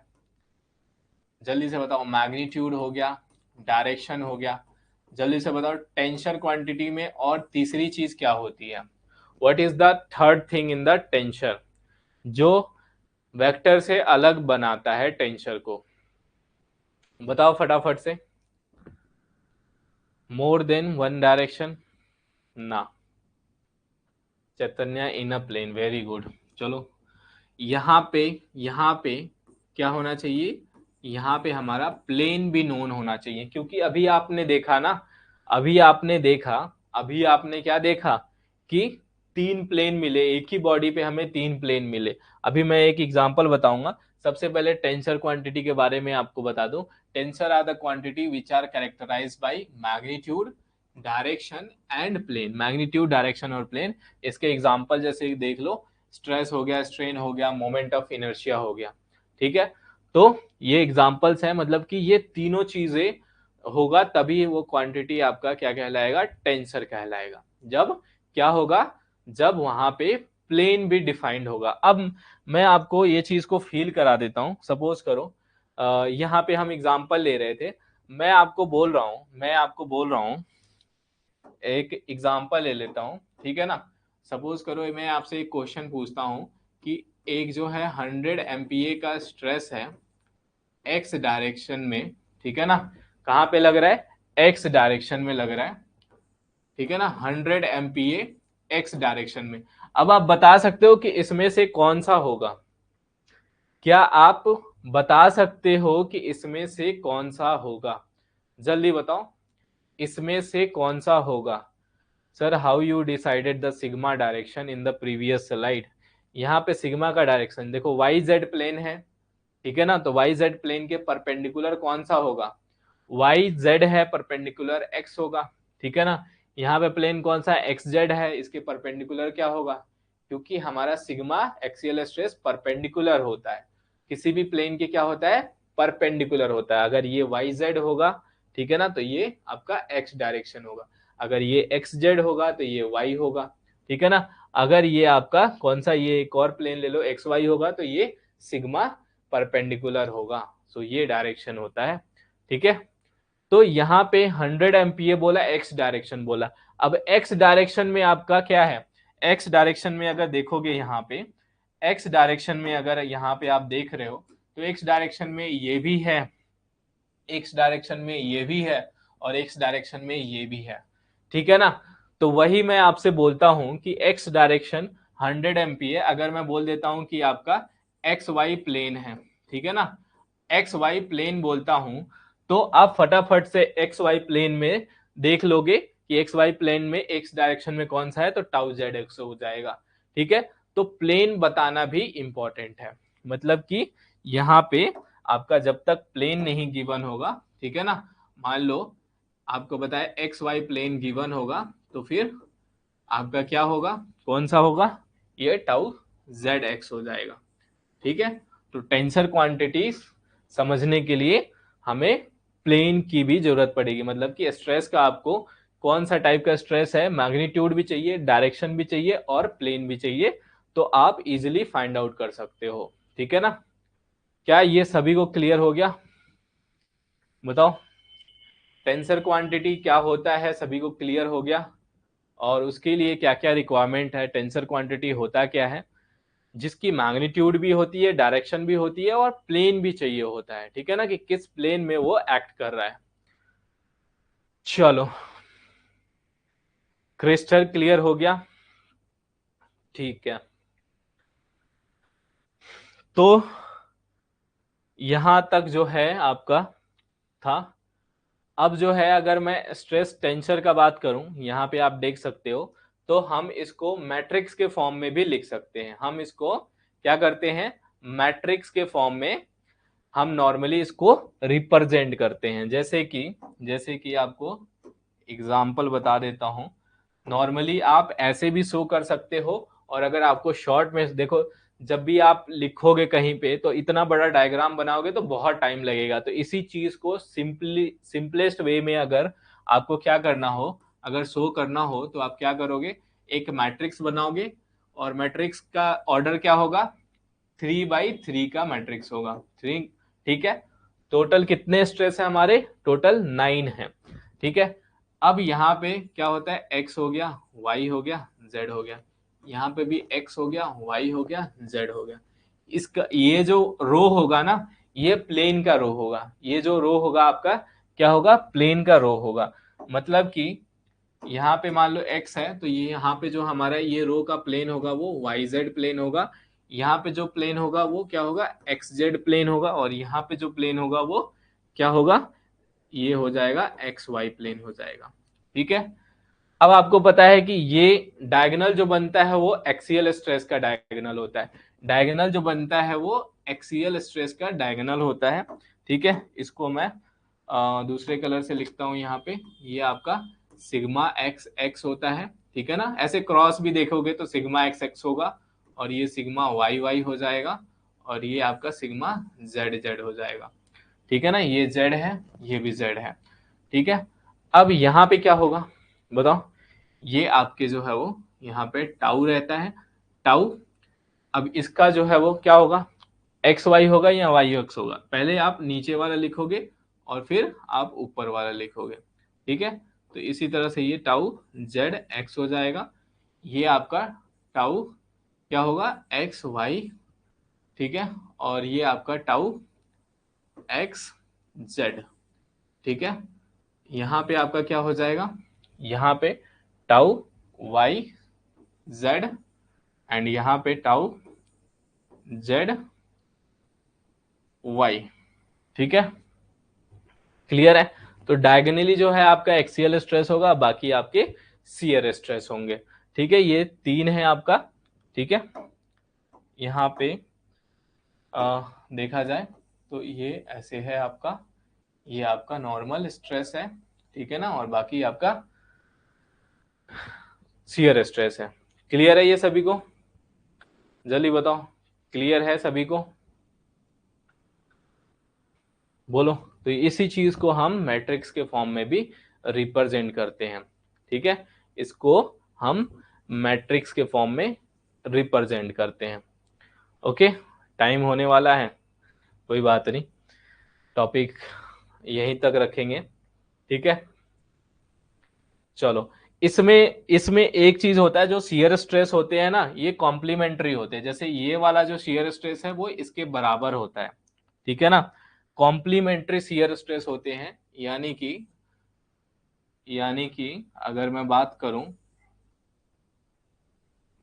ये मैं दो ही आपके, सपोज करो मैं बाई मतलब कि प्लेन लेता हूं कोई, ठीक है ना, कोई यहाँ पे प्लेन ले रहा हूं, तो सपोज करो कि यहाँ पे ऐसे कोई भी शियर स्ट्रेस लग रहा है, ठीक है ना, ये आपका मान लो टाउ एक्स वाई है, तो इसके बिल्कुल अपोजिट लगेगा, यानी कि इसके बिल्कुल परपेंडिकुलर जो है वो एक्सिस पे लगेगा, इसके बिल्कुल परपेंडिकुलर डायरेक्शन में, ठीक है ना, और वो क्या होगा, टाउ वाई एक्स होगा, ठीक है, क्या होगा, टाउ वाई एक्स होगा, ठीक है। जैसे यहाँ पे भी आपका कुछ ऐसे होगा कि टाउ एक्स वाई, और यहाँ पे टाउ क्या होगा, ठीक है ना, ये इक्वल एंड अपोजिट होते हैं, हम कोई एक दो कोई मतलब ऐसे लेंगे, तो ये एक दूसरे के क्या होते हैं, अपोजिट डायरेक्शन में होते हैं, ठीक है। तो ये हो जाएगा आपका टाउ वाई एक्स, ठीक है, क्लियर है, इज इट क्लियर? क्योंकि आपका जो है ना, अगर एक डायरेक्शन में, ठीक है ना, यहाँ पे देखो हमने क्या लिया हुआ है, ये एक्स डायरेक्शन लिया हुआ है, ये वाई डायरेक्शन लिया हुआ है। अब ये क्यों होता है, आप पूछ रहे हो ना, वाई, सो नेट फोर्स जो है वो एक्स डायरेक्शन में नेट फोर्स क्या होना चाहिए, नेट फोर्स जो है वो जीरो होना चाहिए। चाहे वाई डायरेक्शन में भी आपका नेट फोर्स जो है वो, नेट फोर्स वाई डायरेक्शन में आपका क्या होना चाहिए, नेट फोर्स जो है वो वाई डायरेक्शन में जीरो होना चाहिए, ठीक है ना। तो ये दोनों आपके क्या हो जाएंगे, सेम है, नेट क्या होगा, जीरो होगा, इक्वल एंड अपोजिट लगता है। नॉर्मली आप देखते हो ना एक्सीएल में भी ऐसे, ठीक है, यहाँ पे भी ऐसी है, इज इट क्लियर? तो यहाँ पे भी ये एक दूसरे के अपोजिट है, एक दूसरे के, तो दोनों डायरेक्शन में एक्स हो या वाई हो, ये वाई डायरेक्शन है, ये एक्स डायरेक्शन है, क्या होंगे, नेट फोर्स जो है वो क्या होगा, जीरो होगा। तो इसको हम कंप्लीमेंट्री शियर स्ट्रेस बोलते हैं, क्या बोलते हैं, we called it complementary shear stress, shear stress, ठीक है। तो आज की क्लास में हम इतना ही रखते हैं, अगली क्लास में हम स्ट्रेन से स्टार्ट करेंगे, स्ट्रेन क्या होता है, टाइप्स ऑफ स्ट्रेन, ठीक है, उसके अलावा प्रॉपर्टीज हो गए आपके, ठीक है, और इलास्टिक जो आपकी सारे वेरियस प्रॉपर्टी है, इलास्टिक प्रॉपर्टीज हैं, वो डिस्कस करेंगे। Sir left right side shear xy is same, it should be yx, एक सेकेंड, ये टाउ एक्स वाई है तो इसके सामने वाला अपोजिट होगा, एक्स वाई होगा, और ये वाई एक्स है तो ये वाई एक्स होगा, ठीक है ना। ये सामने जो है ये इक्वल होंगे, मैग्नीट्यूड में भी ये क्या होंगे, ये कॉम्प्लीमेंट्री होंगे, मतलब कि एक दूसरे के नेगेटिव होगा, ये नेगेटिव होगा, ठीक है ना, और वैल्यू भी इनके सेम होंगे, बस जो डायरेक्शन है वो अपोजिट होगा, ठीक है ना। मजा आया really, thank you sir, thank you for the nice session, आपने आग लगा दी। चलो इतने सारे कमेंट्स, तो आज का सेशन में हम इतना ही रखते हैं, ओके। कल जो है वो और धमाकेदार तरीके से आगे का टॉपिक स्टार्ट करेंगे। सो ये आपका पहला लेक्चर था। चलो चलो चलो, अब bye everyone, good night, class को यहीं एंड करते हैं। So see you tomorrow.